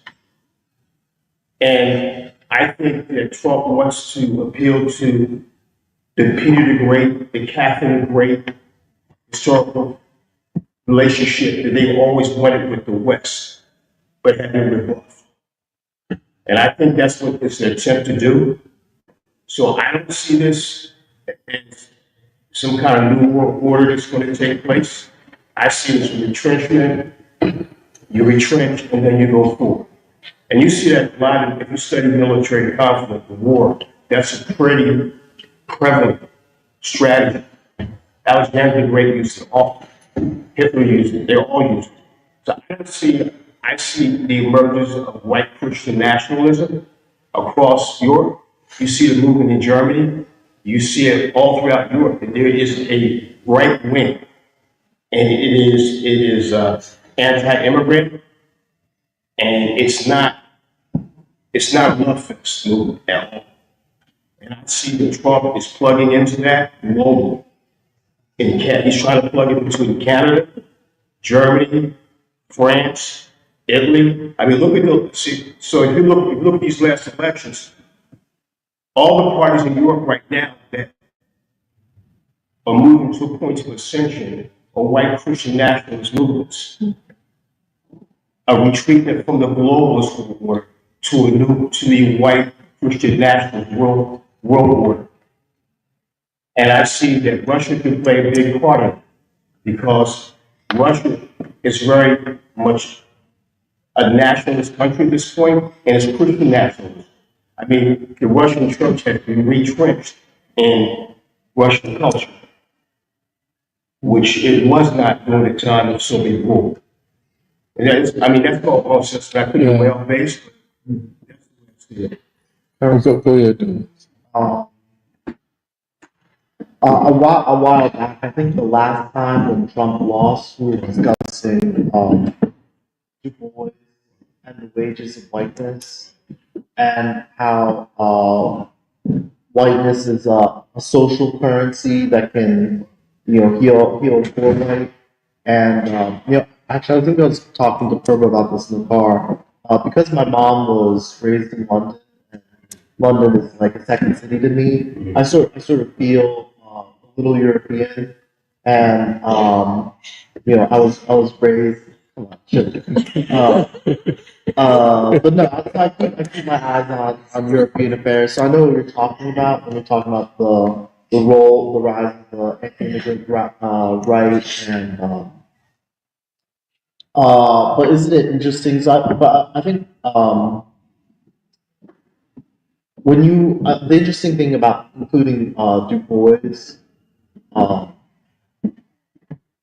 the interesting thing about including Du Bois is because when we were studying the world in Africa, it was often mentioned. The first chapter is the collapse of Europe, and isn't it interesting that the collapse of whiteness as a worldview, as a social construct, whatever you want to call it, is occurring inside the white community. I think it's poetic. So you have two. That's why I think we've contrasted white thinkers today. You have Bannon and Ritter, and then you have people like Chomsky and Sachs, the academic, the former liberals, and the fire. And the people like Ritter and I don't agree with Steve Bannon's worldview at all. He's a white nationalist. He's the guy who's sort of architected this worldwide white nationalist movement. I don't agree with his with his move at all. But who's the theorist, the strategist who once said, if you see your enemy making a mistake, don't stop it. And I think the other question I think Dwight raised about Trump and I think he was talking about peace is how Trump is connected to a movement to the people through his movement through Bannon, a movement to the American people, and you might call it a white movement. And I would say, okay, good for white people. At least they have a movement. I'm seeing in Europe it has it. If you look at Europe, yeah, but that's why I say it's interesting when you have access to Du Bois, because you can say fuck Europe. You can say I'm glad that Europe is collapsed. Europe colonized Africa in the context that you're in. What I'm saying is it's not a retreat, it's a retrenchment. Retrenchment across the Atlantic. It's a retrenchment in Europe that's taking place. Retrenchment in the United States and Canada. You're not saying we're retreating from the world the way I see it. We're not strong enough yet. We're being weakened by the globalists. So let's retreat and then come back. So from an African perspective, I hear what you're saying about retrenchment. So I'm those talking with forces- you from my perspective. I'm saying this is your strategy. from the European perspective, Yeah. and something that we didn't talk about today is, Starmer said that he would send troops to Ukraine. Actually, I was listening to NPR, and he promised that he would consider sending troops to Ukraine. Who said that? Keir Starmer. Oh, yes, yes. And he said he would consider sending troops to Ukraine, and but a realistic expectation is that Europe has no ability to raise a standing army. Stormers are globalist. So from Stormers are globalist. so from a European perspective and from an African perspective, if Europe retrenches in Europe and America retrenches in America, that's why I think it's important to see it as the difference between and what Jeffrey Sachs is talking about, going from a unipolar world to a great power struggle. Yes, I hear you. We're still going to have a great power struggle. We're still going to have multiple fiat currencies. That's not going to go away. We're not going to disappear. The world is not going to become, a Bitcoin only world or gold. We're only going to trade in gold, but we're going to have a basket of. I wasn't talking about that. But what I'm saying is, I see the conflict between white globalists and white nationalists. That's what we're being played now. The white nationalists, actually, your position is we can't continue on this globalist expansion. What we need to do is retrench and then come back, which is a total. That's the way I'm reading it. I'm seeing the magnet. To have a group of South Africans meet, and then Trump is now sanctioning South Africa. I don't think he sanctioned South Africa. No, he's putting sanctioning. He removed financial aid. He didn't sanction it. Well, the next step is that if they don't get their land. What if anything, right? But from an African perspective, I think that you are coming from a more nationalist perspective in the African American community. I was from your perspective. I was talking the conflict in the white world right now. It's going on the conflict between the globalists and nationalists. Okay, That's so what we're talking regardless about. of that, whatever your perspective is, isn't it good for you? Isn't it good for your people? I wasn't, no, the purpose of my conversation was not from an academic perspective. I was discussing what was taking place in the European theater of conflict between the globalists and the nationalists. That's what's playing out in the United States. You got the globalists that want to continue global expansion, okay, and say we can print up money into infinitum. And the nationalists are saying, no, we can't continue to spend money, and be prolific. We need to retrench, okay? And then we'll be able to go back into the world stronger than what we were. Yeah, I agree. Yeah, that's what I'm saying. I wasn't talking about categories we were discussing. Want to comment? Shall we do comment? Okay. Again, a lot of comments and a lot of people tuning in today. Bambalai, Todd, Eugenia Sahir say good morning. Eugenia says, good morning, Free School. Glad to see you this morning. Greetings, Dr. Montero. Somebody named Hafida Sadiqa says, hello from Toledo, Ohio. David says, he's speaking truth. And says, I hope Trump speaks to Netanyahu like this too. And Bambalai also agreed. Bambalai says, on this question of defaulting on the debt, this is what I think, Doc. They might be planning a default. And America's printing out IOUs without any meat and potatoes on the shelves to back it up. iManifesto says, pay money, that's the cost to be the boss. A brand new, non-NATO New World Order. There's a new insular phase where oligarchs and fascists are tightening their grip. And let's see, someone named Stratacat 2000 said, Europeans started the Crusades, World War I, World War II. Well, they might start World War III. Someone named Public Domain says duopoly's dead, long live the M. I don't know. So who's dead? Duopoly. I guess long. Duopoly is the. Oh, duopoly. Let's see. They say, iManifesto says They said Martin Lawrence had a similar streaking incident as Boris Yeltsin.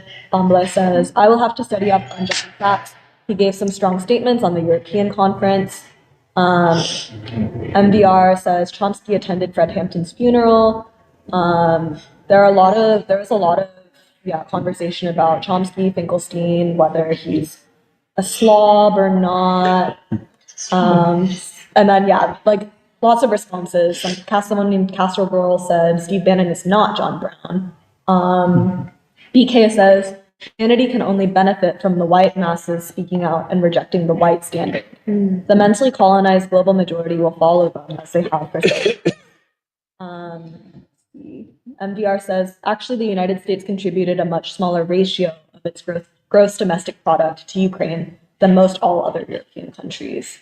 And then the debt is actually an extremely small issue for the United States. Then there is a conversation about judgment and judging morals. Kansas Mama says, someone named Eden Seed says, only God can judge. But then Kansas Mama said, I believe it's a struggle of good versus evil, truth and deception. Morality is important, isn't important. Judgment, somebody got banned. Kansas Mama said, this is also a struggle for truth. We've been lied to so much by our media and government, and so has much of the world. Let's see. M. Spark says, anyone can judge, but not everyone has the common sense and intelligence to do it correctly. Judgment is something we use every day. MVR said, Sachs was calling Trump an imperialist because he wants to strip Ukraine of mineral wealth. And BK asks, what's his long-term intention and vision for establishing global peace? What is this peace for the sake of? Is it for the sake of humanity or for the survival of white supremacy? I feel like we talked a lot about, the future of the peace movement and where it will actually go. Todd says, Jeffrey Sachs is a bit like the old Bernie, a new sheepdog/gatekeeper of acceptable ruling class white supremacist social systems. Discussion about peace. BK says, in my opinion, in Trump's eyes, peace is currently best for business. And MBR says, peace is different from the absence of war. It's the affirmation to achieve mutual benefit. But in business, there are more losers than winners, and Trump grew up from real estate. Let's see. David said, Jeffrey Sachs has been giving principled critiques for years now. Maybe he's had an ethical awakening. Blaze actually dropped the particular Chomsky quote about Martin Luther King Jr., which was, I can't stand listening to what's called uplifting rhetoric. It just really turns me off. This is what Chomsky said. It's an appeal to emotions, not understanding. I can't listen to Martin Luther King's speeches, just the style. It's an appeal. It's trying to arouse emotional support. And Blaze says, perhaps this could only be said by someone who, true to his word, had never listened to King. But MVR says, no, Chomsky was critiquing the style, but he marched with King. He just thought that King could have gone further without the biblical rhetoric. He only adopted socialism later in his life. And that socialist critique was too much for the liberal elite who abandoned him based on his stance on the Vietnam War. And then Bambala, MVR are thinking about emotions. And Dan Feldman says, Jeffrey Sachs appears to be grossly misunderstood. To understand Sachs, Deason, Lotaz, and many others, we need to understand the concepts of diplomacy and neutrality. Let's see. Blind Trumpophobia and Russophobia is dangerous, but so too is blind Trumpophilia and Russophilia. So I think he's saying that we're too blindly Trumpophilia, Trump loving. Megna had a comment or a series of comments actually about democracy, which was relevant to what we were actually talking about a little while ago. She said, Du Bois says that democracy is necessary because, quote, in the people we have the source of that endless life and unbounded wisdom, which the rulers of the men must have. She says, seems like the epistemology of Trump is democratic. He says he acts as he does because he's, quote, aligned with the world and their unheard aspirations for peace. Versus Sachs, whose is one of expertise. He sees the disastrous consequences of his action as just admitting mistakes. The first, which is the Trumpian form of democracy, believes the people need to be heard. The second, Sachs believes we need smarter experts. And then, Dan asked Megna, how do you argue with a straight face that Trump's epistemology is democratic? But that's what we talked about for a while. MVR says, Du Bois would have a few words about someone like Trump who described places as shithole countries. Let's see. MVR was also saying stuff about Europe, like this question of European power and military, the process of getting armament to project power, and the question of like what the European Union can be or will be. BK also says Europe has a birth rate issue as well. Let's see. Europe's doing fine in birth rates, all of that's overblown. The issue is actually about welfare. But Dan Feldman, I think, is pro-Chomsky, says Chomsky has actually expressed admiration for Martin Luther King Jr., particularly for his commitment to civil rights, social justice, and nonviolent resistance. But he's criticized the way that mainstream narratives have selectively remembered King, often sanitizing his more radical critiques of capitalism, militarism, and imperialism. And Chomsky's noted King's economic justice and anti-war stances are frequently downplayed in the mainstream discourse. Magna says Trump is democratic in substance, listening to the American people and withdrawing from the world system that denies nations the right to self-determination is more democratic than, quote, anti-racist neocons. Okay, there was more of a question about, the people are really like not sure what the future of Europe is, with elderly people dying from heat stroke, migrants, these problems. Let's see. MVR is also saying that Chomsky marched with King when he was finishing his doctorate. Bombalite just reaffirms, I really want to see Trump talk that way to Netanyahu. Let us see the truth. Trump pulled up Netanyahu's chair when they met this year. Probably asked, would Trump criticize Netanyahu for not wearing a suit? Except he literally released a new shipment of munitions to Israel right after Zelensky's meeting. More discussion about what makes an argumentative essay any good. Is it truth? Is it an approach? Is it the aesthetic? Eden Seed says, I think it's the introduction and a solid recap at the end. People are asking about Serafina and Dwight's coral or salmon shirts. They like how it looks. This is red. Yeah. So pink, red. Yeah, they didn't. And then M. Sparks, I think, thought that Joe talking was Todd for some reason. MDR was like a representative showing up at Saturday preschool in his off time. Then, BK says that I think the conversation, there was an attempt to bring Russia into Western imperial whiteness, and I think BK was just noticing that, maybe in contrast to what we were talking about with the Soviet Union earlier on. Just one more comment about the coral shirts. That coral up in there giving me Hare Krishna peace vibes. And Hare Krishna peace vibe. sorry, one more comment. Bombalay says it's baked salmon with lemon and black pepper. That's the Can I just say one thing in response to some of the comments, which is that I feel like people, leftists in particular, need to check this assumption that you are the one who can judge what is progressive about Martin Luther King. Because I feel like this always comes up. It's like, oh, like Martin Luther King was valuable because he did this towards the end of his life. And it's like, you have set yourself up as having the moral authority or any kind of authority to judge what is worthwhile about Martin Luther King. And not Chomsky's doing this too. It's like, actually, no, like Martin Luther King should be the standard and which you're trying to meet. But it's like, you have some, like, this also gets to like, like people are like, oh, how can you guys judge anyone? Well, it's like, how can you set yourself up as the judge of the king? So it's like, I don't know, I just want to bring that up. I feel like that comes out a lot. Oh, should we not send? Oh yeah, the final thing is just that. So next Saturday is the close of the year Baldwin, and that's exactly 1 week from now. We're gonna have preschool from 10:30 to 1. But we might end even earlier, like maybe 10:30 to 12:30. Yeah. And then the event will begin at 2:30, and it's called Celebrating Our Forever Revolutionary James Baldwin. And it's going to have, like, the first part of the event will be reports from different parts of the year Baldwin.